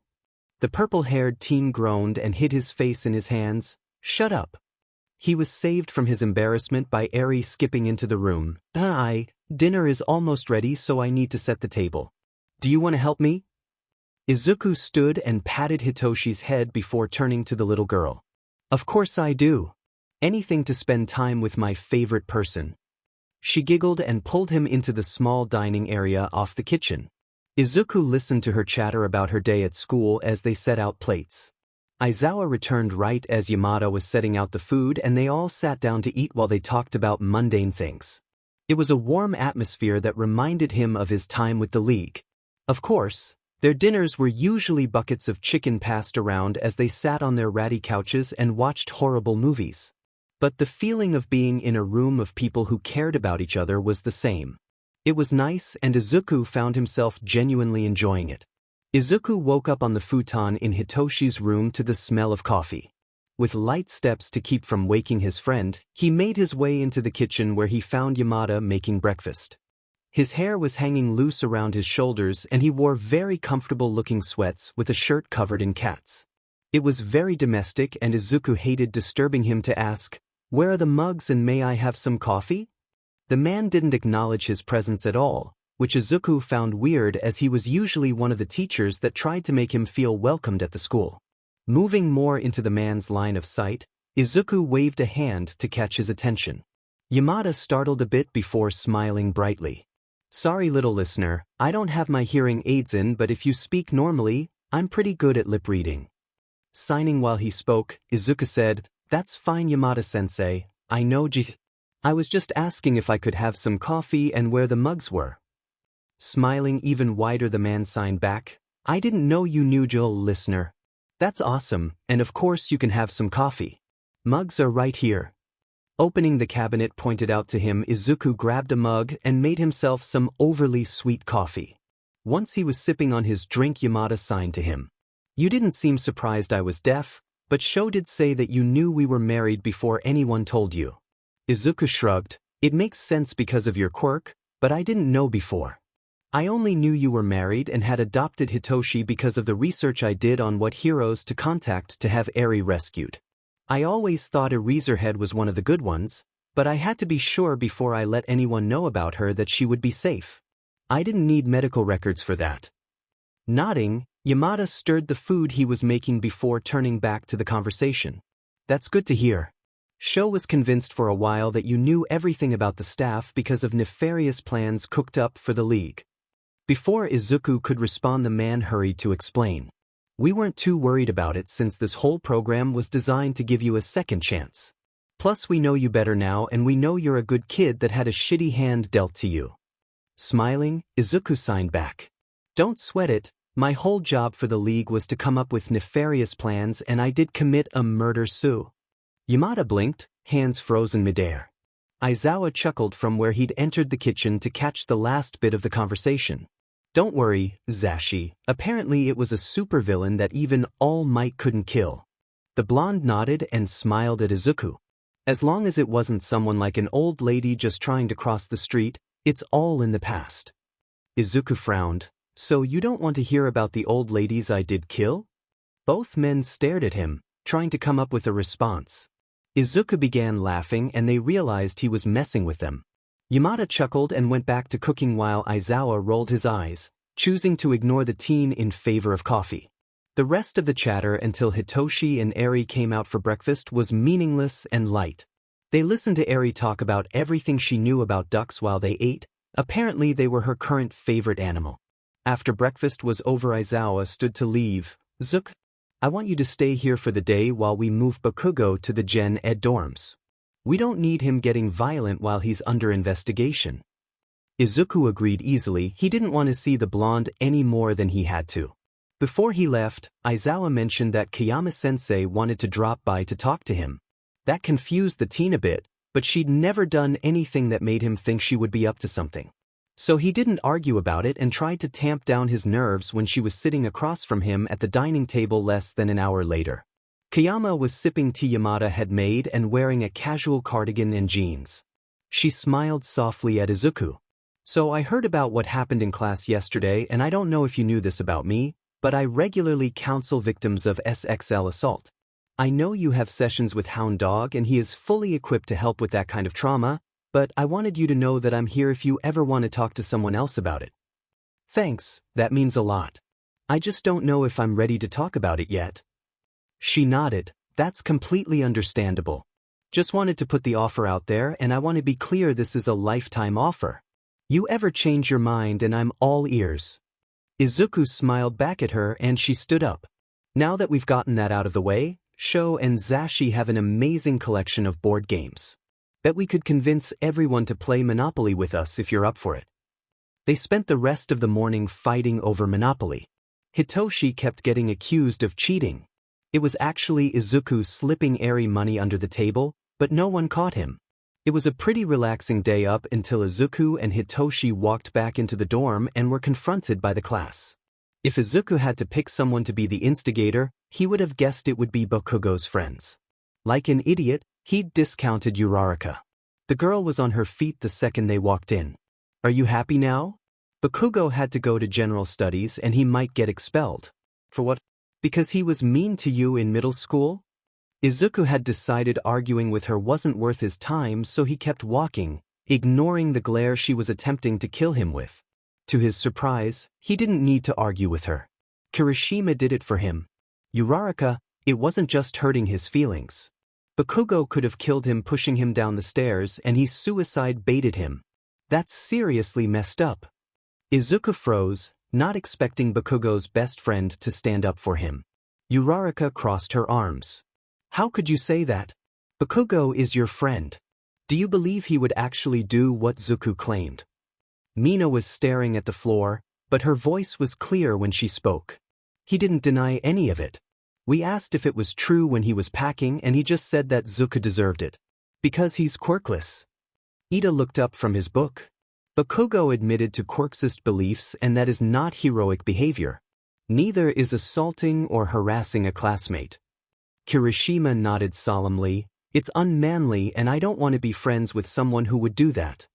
Siro and Kaminari were also nodding in agreement. Uraraka huffed. I can't believe you're all taking that villain's side. Then she stormed from the room.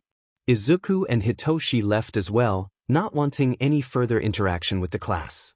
Shudo joined them in Hitoshi's room later that afternoon. They spent the rest of the weekend playing video games, watching movies, and eating the junk food Hitoshi had stashed in his room.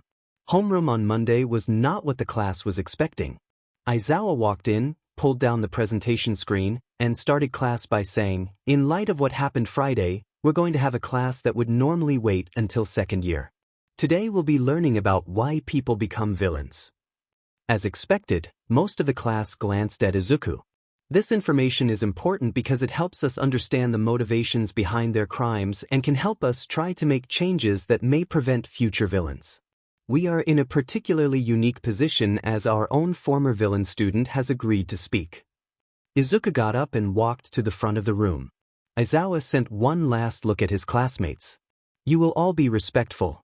Raise your hands for questions, and anyone who asks questions that I deem to be disrespectful will be punished. Anyone who interrupts or insults Izuku will at the very least serve a week's detention. Aizawa moved to sit behind his desk, and Izuku took his place behind the podium. There are many reasons someone becomes a villain. In my case, as you all heard last week, years of discrimination, abuse, bullying, and homelessness played a part in it. I was desperate and ready to kill myself for it to end when a villain showed me kindness and offered me another way out. That's what most villains want, a way out of their lives. The screen behind him lit up to display stats on poverty and homelessness. Everyone knows that if someone is desperate enough for food or shelter, they are more likely to commit a crime to get it. If you look at these figures behind me, you'll see that the majority of the homeless population, as well as 72% of people living in poverty, are the quirkless or those with quirks that would be considered weak or villainous by most people. Stats change to the rental laws in Japan. According to the law, rental or mortgage applications cannot be denied based on quirks. However, over 90% of this population reported that they were denied only after disclosing their quirks at least 5 times in their life. The screen flipped to discrimination stats around jobs. Now let's look at the rate of unemployment for these people. This study found that people with these types of quirks are 60% less likely to be hired for jobs. The ones that do find employment are underpaid by at least 47% compared to others in the same job.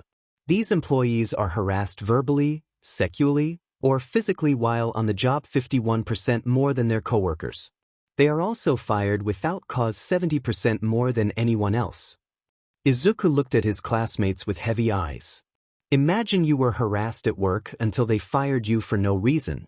No other jobs would hire you, so you end up working for less than legally allowed and couldn't afford rent. Every apartment in your new price range denied you because you had to disclose your quirk. Now you're homeless and suddenly fired because you showed up to work dirty. You're hungry and living in an alley and no one will hire you. Under these conditions, it's easy to imagine someone getting angry or desperate enough to start robbing stores or maybe accepting a job with a crime ring offering enough money to live on. Now mental illness stats filled the screen. Adding to the problems faced by this community is mental illness. Many of the illnesses that lead people to villainy are avoidable. Let's look at one person you're all familiar with. Himiko's picture was displayed beside the stats. Toga Himiko has a blood-based quirk and, like everyone with a blood-based quirk, requires a steady diet of blood for survival. A hand went up and Izuku paused his lecture. Yes, Momo? The vice president lowered her hand. You said everyone with a blood-based quirk, but Vlad King's quirk involves blood and he doesn't consume blood. Izuku glanced at Aizawa, who nodded. Turning back to Momo, he answered. Vlad King does, in fact, require blood in his diet to live. Like most people with a quirk like this, he consumes blood in private to avoid the judgment of biased people. Momo nodded, and as soon as he was sure there were no more questions, Izuku continued. Many people view the need to consume blood as weird and villainous, but for these people it's just what they require to live. In Himiko's case, her parents denied her the blood she needed from the moment her quirk showed up. Like any nutrient the body needs, not getting it regularly caused developmental issues, both physical and mental. It led to an obsession with blood because her body craved it. The lack of blood stunted her brain development, which caused issues with learning proper social behaviors. That compounded with the isolation she faced as someone with a villain quirk to create someone who can't separate her fondness for people from her need for blood. Himiko sees someone she thinks is cute or someone she cares about and thinks the way she can show her affection is by drinking their blood. Izuku sighed. Clearly, her mental state isn't the best, but as soon as she started consuming blood regularly after joining the league, she became less violent and was able to control her impulses better. Sadly, most of the damage done to her brain is irreversible. That doesn't mean she couldn't live normally, it just means she would need extra care. He gripped the edge of the podium. If she had been given the blood she needed, Himiko would have never stabbed a middle school classmate and run away. It wouldn't have been hard either. There are specialty foods infused with blood from every type of animal specifically for people with blood quirks. It was her parents' and society's bias that led her on the path she ended up on. The screen flipped to a list of mental illnesses. Here you can see mental illnesses and the costs of treatments for them. The people with undesirable quirks frequently go untreated because they can't get jobs that would let them afford treatment. Even in cases where the illness is unavoidable, not getting the treatment needed can lead to someone committing crimes. A police report filled the screen now. Just last year there was a villain with a mutation quirk that people considered villainous going around committing murders. When he was arrested, it was discovered that he had untreated schizophrenia. That is a completely manageable mental illness, but he couldn't get a job and couldn't receive the treatment he needed, so he believed the people he murdered were demons who ate children. Izuku took a breath before continuing. I've spoken a lot about people who were left with no options. Don't get me wrong here, there are plenty of villains that became villains simply because they wanted to or could. But if we work to stop the discrimination that leads others to become villains, there would be less villains and more people contributing to society in a positive manner. In my opinion, the first step to ending this discrimination problem is to realize that there are no such things as weak or villainous quirks. Take Ishido for example. Her quirk is acid, which would be great to get rid of bodies, break into vaults, or kill people.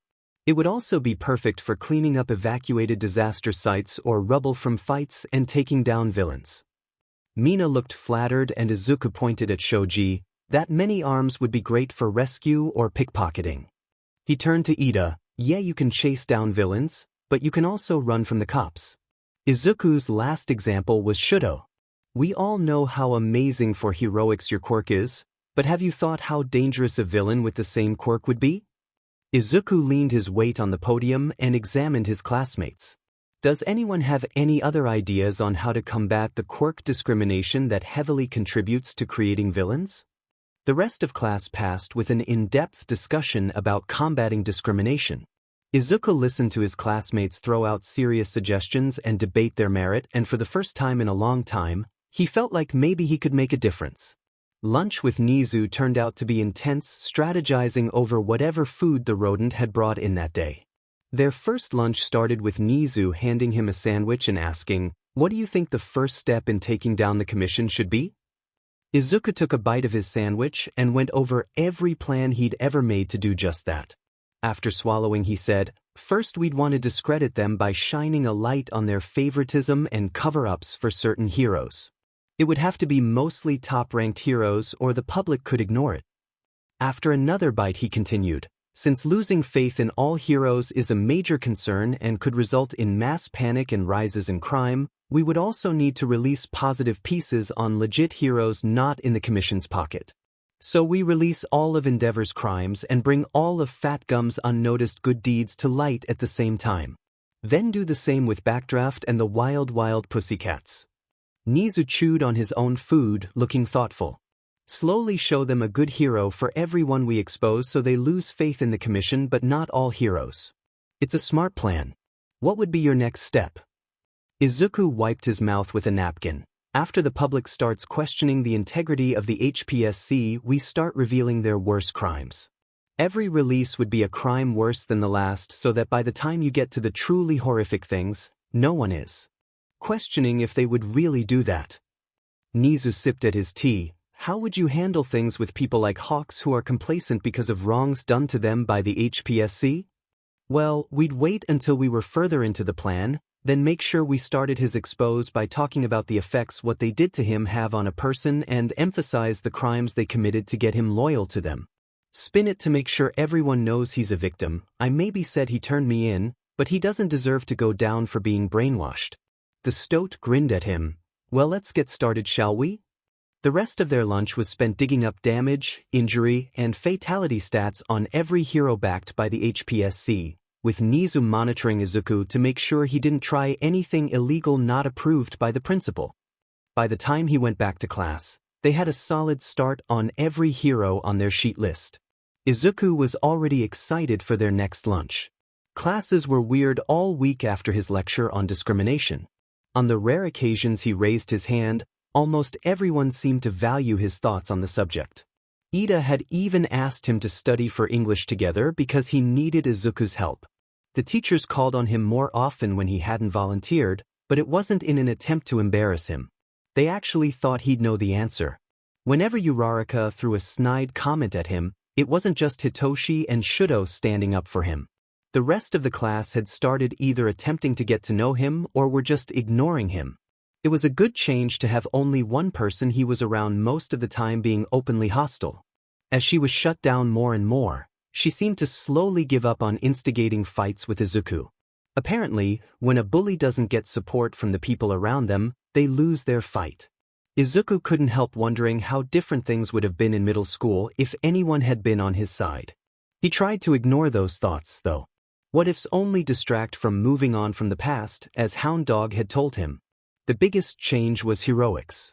Nizu had fired all might on the grounds of discriminating against students.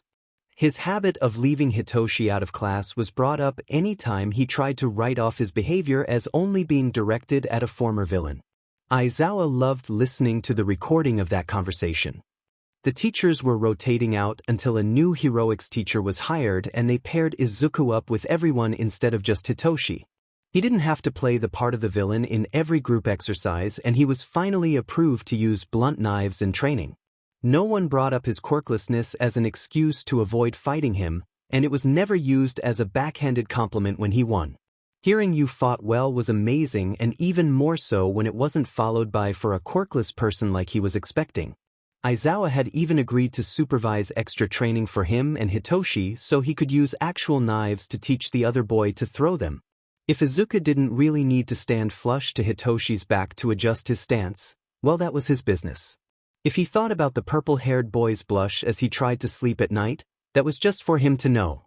The Baku squad approached him on Wednesday. Izuku had honestly expected it to happen sooner. He wasn't prepared for the three of them to bow low and apologize for their behavior though. Kirishima kept his eyes on the floor as he started off. Izuku, we wanted to apologize for the way we've treated you. Siro chimed in, we were trying to chase you off because we thought you'd hurt our friend. That doesn't excuse our actions, we should have realized how unheroic we were being. Kaminari was next, you never complained about what we were doing, even when we used our quirks on you. You could have gotten us in a lot of trouble for that and you didn't. That really shows that you're a better person than us. Ashido sounded close to tears. You were a villain and you still treated us better than we treated you. We aren't expecting you to forgive us, but you deserve an apology and we promise to do better in the future. Izuku studied their bowed forms. They seemed genuine. Stop bowing. We won't be friends anytime soon, but I forgive you. Kirishima looked shocked. You do? We were so awful to you. He shrugged. You thought I'd been part of hurting your friend. Besides, that sheet was tame compared to middle school. Ashido was actually crying now. Other people doing worse isn't a good reason to forgive us. You should hate all of us, everyone that hurt you.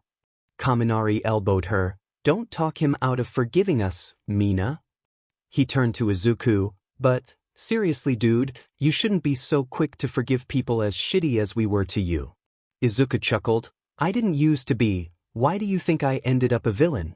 But I'm doing the whole forgive and move on thing these days. Thank Hound Dog for that. Then he hardened his expression, but second chances are last chances with me. Don't let me catch you mistreating anyone else like you did me or we'll have problems. They all nodded. Siro smiled. We won't, we're serious about being better people and we'll prove it to you. That made Izuku smile back at the other teen. But now, it's my day to cook dinner and I have to figure out which dishes to poison. Yeah, he'd forgiven them, but that didn't mean the nervous chuckles they let out while they tried to figure out if he was joking didn't make him a tiny bit happy. Step 1 of their plan to take down the HPSC was accidentally initiated by Endeavor himself. Izuku thought that was a beautiful bit of irony. It happened the Saturday after Izuku's second lunch with Nizu and they had already gotten together enough information on the number 2 hero to go public. They had been planning to wait until right after Endeavor caused massive property damage to strike while the iron was hot. It wouldn't have taken long, when the flaming pile of trash showed up at UA first thing Saturday morning. Shudo, Hitoshi, and Izuku were having a picnic with Eri outside the 1A dorm while Aizawa and Yamada graded papers on the porch, keeping an eye on their daughter and, not so much in Aizawa's case, enjoying the nice day. Eri had asked to have a breakfast picnic and she was far too adorable to say no to. So they let her help them make some breakfast foods that would be easy to eat outside, packed them up in a little basket for the full effect, and spread a blanket out less than 10 feet from the dorms for their picnic. They didn't even get halfway through their food when a loud and nerve-grating shout of Shudo's name cut through the peaceful atmosphere. The teen in question tensed and, seeing who was storming their way, Izuku was quick to lean over to Eri and whisper, "That's a not good hero, so can you go stay with your dads until he leaves?" The girl nodded and rushed over to her parents. The three teenagers stood, not wanting the man to feel like he had the high ground, even if he was still physically taller than them. Izuku mouthed the words "record this" at Hitoshi. Shudo kept a stoic face when he greeted the man, "Hello, father." Endeavor, in full hero costume, ran angry eyes over Hitoshi and Izuku before settling his glare on his son. "What's this nonsense Fuyumi tells me about you being friends with a villain?" Shudo stared back, unblinking. "Yes, this is my friend Zuku who is in the Villain Rehabilitation Program." Endeavor turned his eyes to the freckled teen. "You will stay away from my son, boy. I will not have someone like you dragging my Shudo down." Izuku smirked, slipping his hands into his pockets and keeping a relaxed stance. "When you say someone like me, do you mean a former villain or a quirkless person?" Shock flashed across the hero's face before morphing into a sneer. "How did you trick the commission into believing a quirkless abomination could ever be a villain?" Shudo stepped in front of Izuku. "I will not let you speak to my friend like that. Zuku is a better and more capable person than you could ever hope to be." Endeavor's flames burned bigger and brighter as he snapped back at his son. "Shudo, I have allowed this rebellious nonsense, but you've pushed it too far."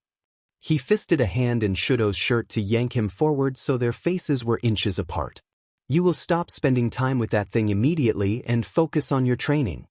Izuku grabbed Endeavor's wrist, ignoring the movement he saw in the corner of his eye. "I'm going to ask you one time to unhand your son before I take drastic measures."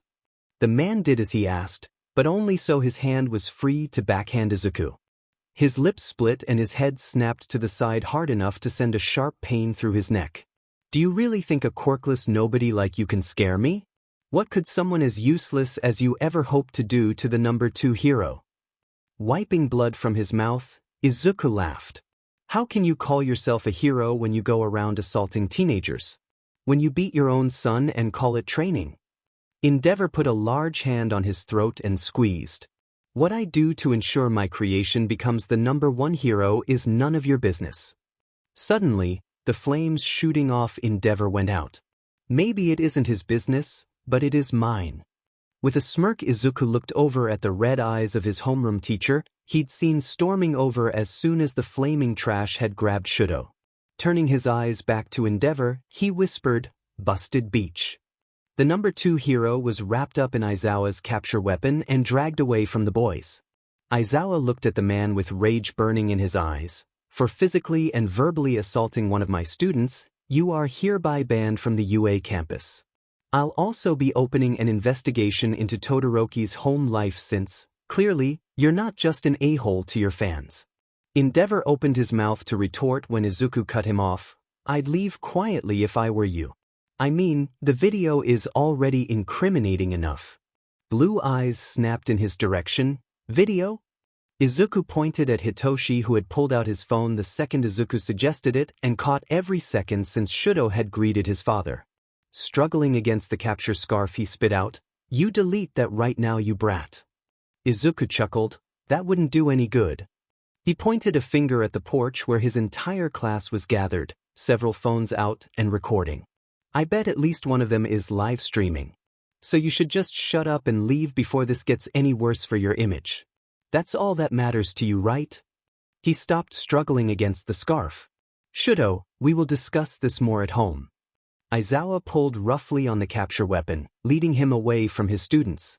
"Hate to break it to you, but Todoroki won't be allowed to return to your house until the investigation into your treatment of your kids is over." He led the hero to the gates, his protests at the man trying to keep his son away from him fading into the distance as Hitoshi and Shudo rushed over to check Izuku's injuries. Shudo made a piece of ice to press to Izuku's lip while Hitoshi ran gentle fingers over his throat. Izuku, that was so reckless. Why would you antagonize someone you know is violent? Shrugging, Izuku grabbed the ice from Shudo to hold it to his lip on his own. I didn't want him to hurt Shudo, and I figured the more violent he got the easier it would be to take him down. Shudo frowned. I don't want you hurt either, but what do you mean take him down? Izuku grinned, looking slightly frightening with blood dripping from his evil smile. Shuto, how would you like to be involved in ruining your father's career? After letting his friends, Yamada, and Eri fret over him for a while, Izuku took Hitoshi and Shudo to visit Nizu. Yamada had assured them the principal was waiting in his office for them, having gotten an alert from the security system about the scene at the dorm. They went over their grand plan before detailing exactly what they were going to release about Endeavor. Hitoshi and Shudo looked shocked. Turning to Izuku, the insomniac patted his shoulder. I knew you were a good person, but this proves it. You could have taken over the world at any time with this kind of planning. Nizu smiled, showing off his sharp teeth. Yes, we are very lucky that Zuku is currently working with us instead of against us. Shudo was still staring at the tablet displaying the information they'd gathered on his father.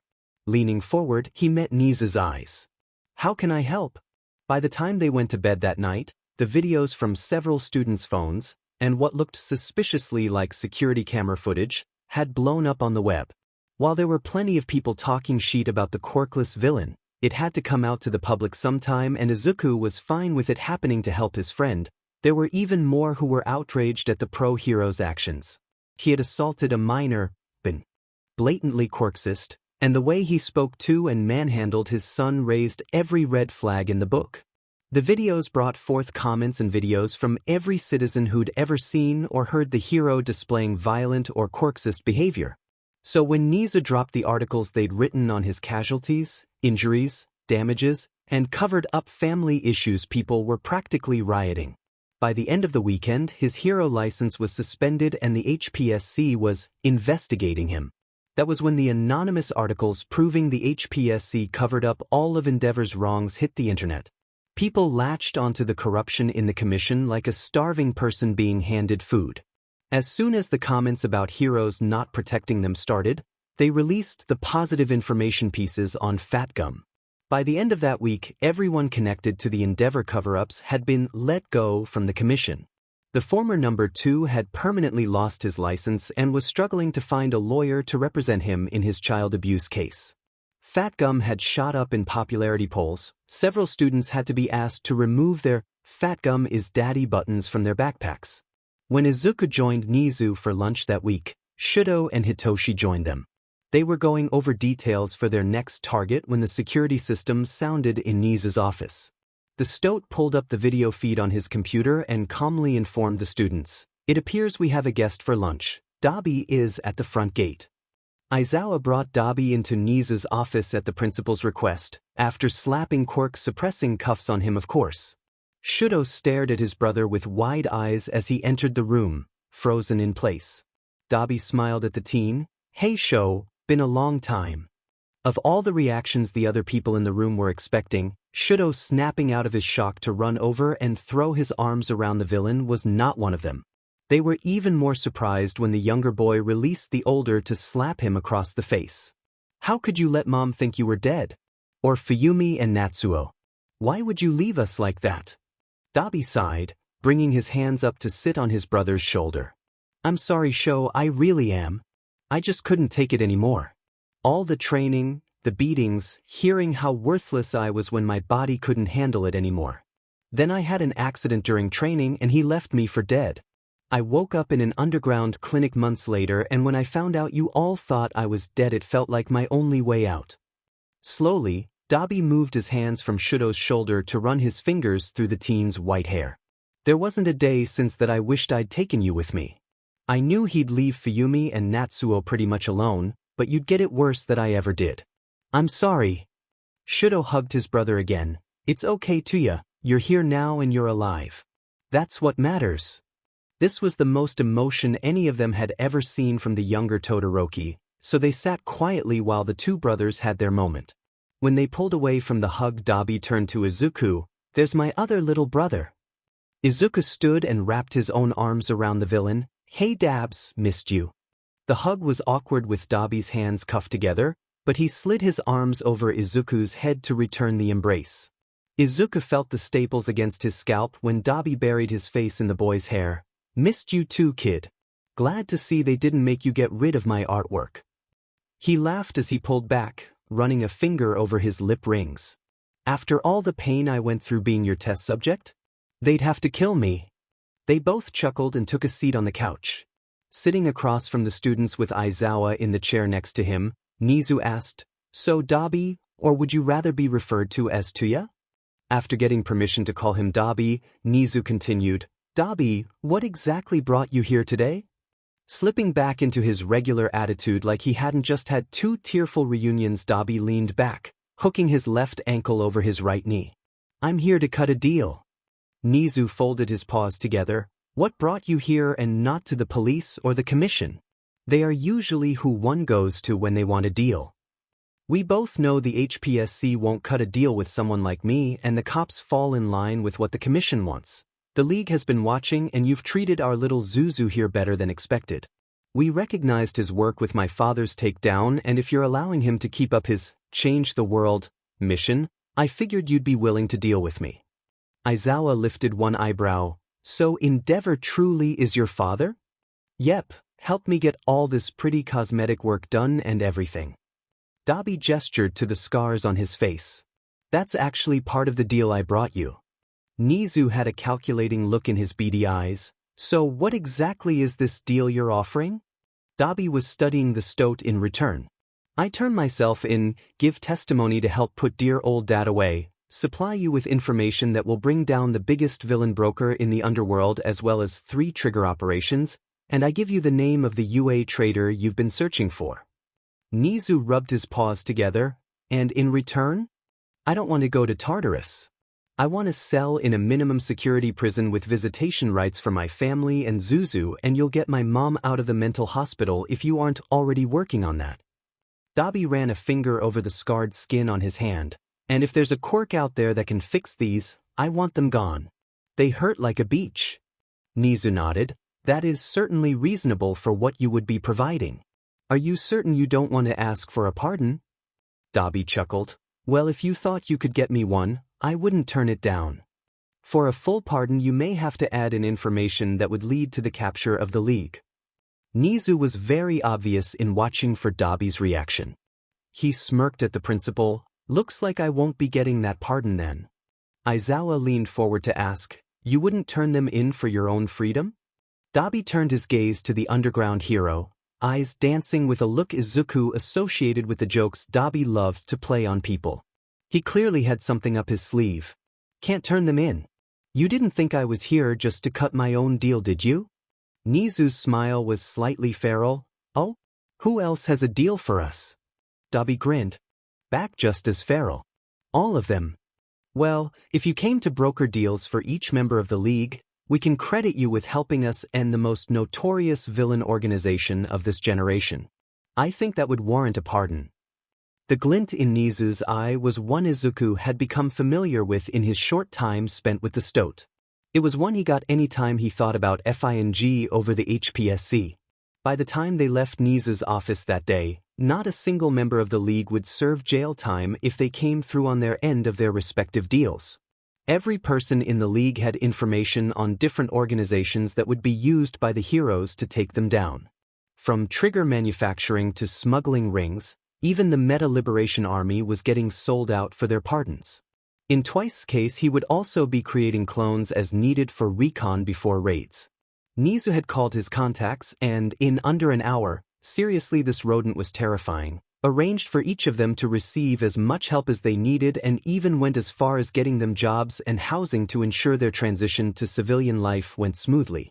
Because of her mental state, Himiko would go to an inpatient mental facility until she was stable enough for release, but it wasn't one for convicts. Just a normal facility for severe mental health issues. Then she would attend UA as a general studies student in the Villain Rehabilitation Program.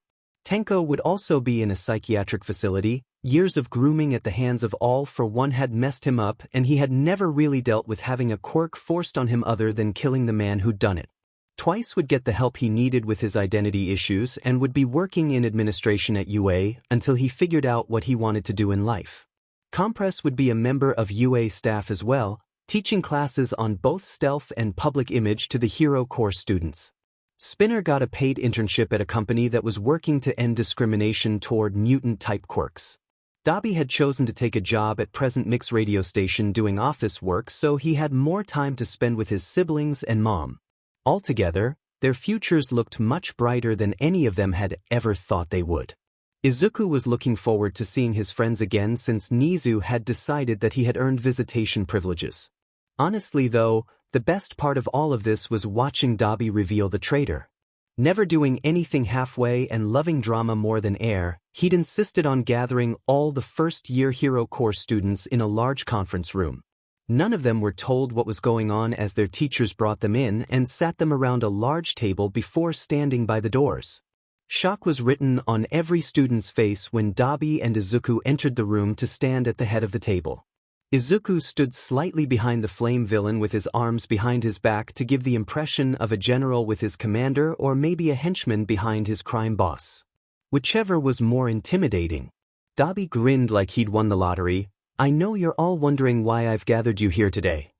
Kaminari raised his hand like this was the weirdest class ever offered at UA.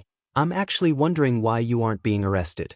Like, is this another Zuku situation? Because I think you're a little old for high school."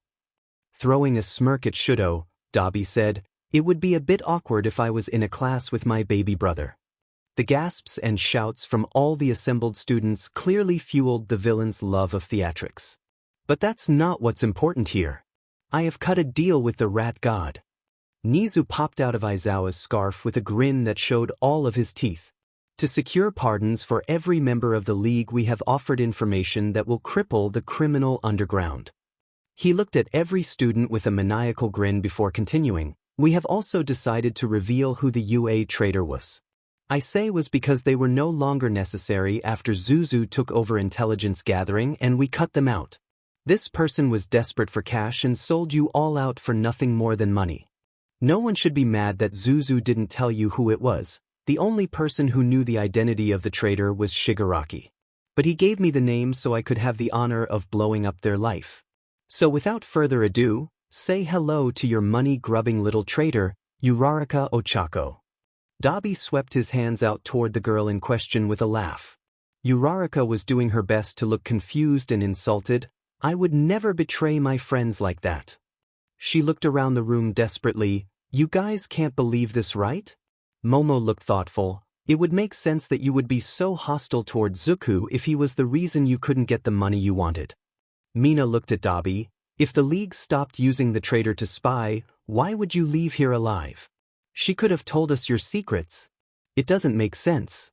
Ignoring Uraraka's shout of agreement, Dabi explained, "Shigaraki never shared any information with her on our plans or members, so she posed no threat to us. Revealing herself as the traitor would have never gotten her anything because she would have nothing to trade. What's the point in killing someone who poses no threat to you?" Ida was staring at Uraraka in disgust. "What could you have possibly needed money for so badly that you would sell information on your classmates?" I didn't." Her teary eyes were shining as she pleaded with her classmates. Azui was the one to answer Ida's question. "Uraraka told me her family's construction business was going bankrupt and she wanted to be a hero to help them financially." Monoma sneered at the girl. "You betrayed all of us, the entire school, because your family business was struggling? There are government grants for that. You don't have to resort to being a villain." Shouts went up around the room and Nizu gave them a moment to vent before calling out to quiet them down. "Now children, whatever the reason, we still need confirmation. Aizawa, if you will." The underground hero opened the door and a man in a suit and trench coat walked in. Aizawa gestured to Uraraka and the man approached her. "Hello, I'm Detective Tsukachi. My quirk is called Lie Detector. It lets me know if anything you say is true or not." Now I just have to ask, are you now or have you ever been the UA traitor? Uraraka shook her head. No. Pulling out his cuffs, Tsukachi announced that was a lie and began reading Uraraka her rights. Her protests echoed as she was escorted down the hall and out of UA. Maybe it was petty, but watching the girl who'd been trying to make his life hell getting arrested was his new favorite memory. Nizu said a few words to reassure the remaining students before canceling their classes for the rest of the day.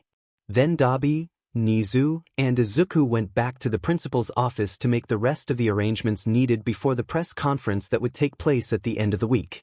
The day of the conference, the class gathered around the common room to watch as it aired.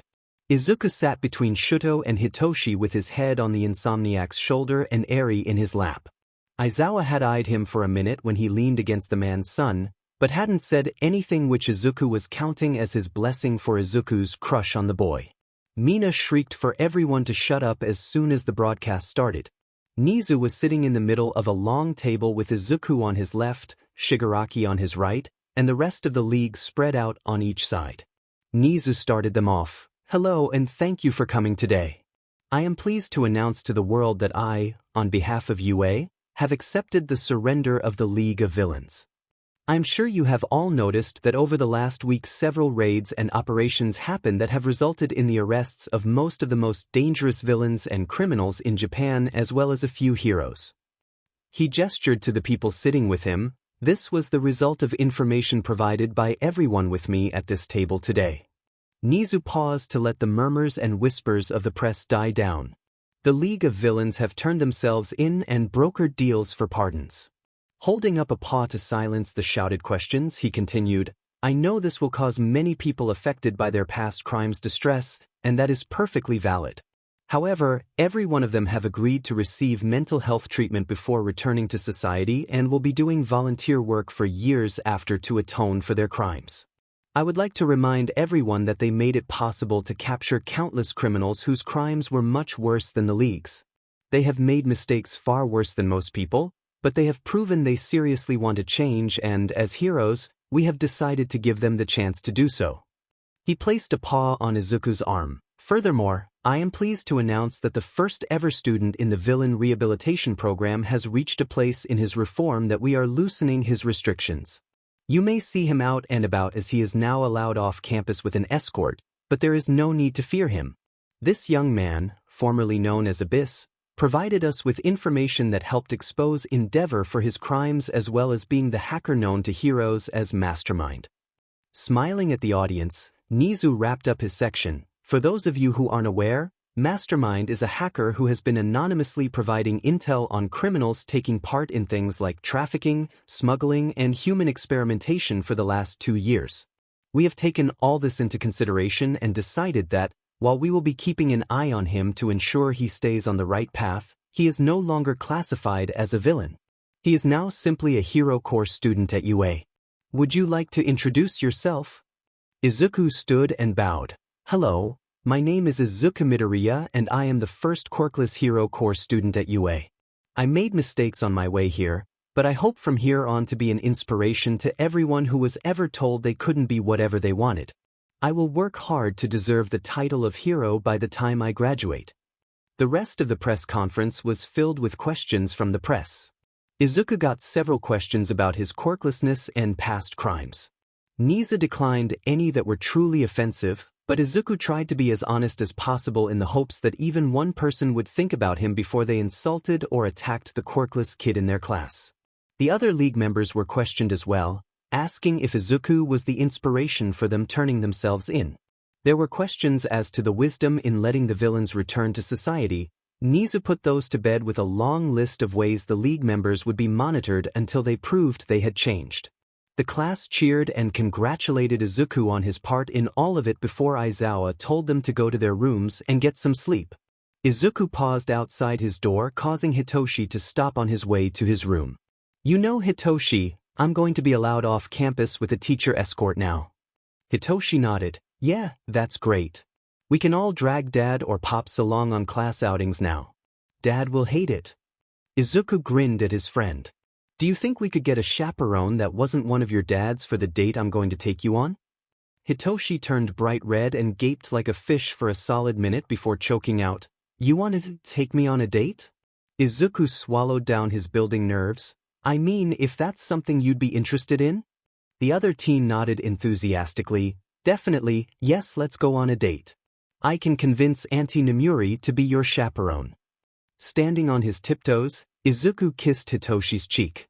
"Hope you're ready for the best date ever." Then he went into his room and buried his face in his pillow as he melted from Hitoshi's adorableness and freaked out about getting a date with a cute boy. Over the next several days there would be several articles written about the Villain Rehabilitation Program, resulting in villains wanting to change their ways, praising Nizu and Yue for the positive changes on Society 1 program caused. Dabi's reveal that he was Endeavor's presumed dead son would end up sparking many conversations about what led people to villainy and was the final nail in the coffin for Endeavor's abuse case. The HPSC was left in the lurch, getting none of the credit for the surrender of the League or the dismantling of multiple crime organizations. They couldn't even speak out against the pardons Nizu had handed out since the public was firmly behind his decision, if a little wary of the former villains. Soon questions about what the commission was doing for society started popping up, fueled by the next several hit pieces on their favored heroes released by Nizu and Izuku, anonymously of course. It came as no surprise when the government announced a massive overhaul of the HPSC shortly before Izuku and his classmates started their second year at UA. The employees that were left and the new hires were all vetted by Nizu and Izuku, but no one needed to know that, and the new commission had far less power than it previously did. Hawks was taking a break from hero work to go to some very intense therapy after realizing exactly what had been done to him at the hands of the HPSC. Izuku had been doing well in therapy himself. Hound Dog was an actual lifesaver, so he was more than ready to accept Hawks' apology when it was offered. Even he could admit he wouldn't be where he was if the Winged Man hadn't turned him in. Bakugo ended up getting expelled after the investigation into him exposed years of bullying and abuse, and he refused to admit any wrongdoing. Yue had been willing to keep him in general studies, but he not only wasn't making progress in therapy, he was aggressive, bordering on violent with his classmates. An incident where he destroyed another student's property when they simply asked him a question was the final straw. His expulsion kept him from getting into any other hero schools. Izuku started his second year with a boyfriend and several friends in his class. He was even being fostered by Kiyama, though she had been dropping hints about adoption recently, and having a mom that actually seemed to care about him had been an adjustment, but it was nice. Aizawa and Yamada had grumbled a bit about their son dating a problem child, but Aizawa pointed out at least it's not a loud blonde, and their biggest problem with the relationship these days was Kiyama loudly declaring they would be in-laws soon constantly. There was still a lot of work to do for Izuku to feel he deserved the title of hero, but he had people in his corner and heroes he actually trusted. He had friends and a boyfriend to help him on his way. Izuku was going to be the hero everyone had said he couldn't be, and one day if a kid asked if they could be a hero, he would be there as an example that yes, anyone can be a hero.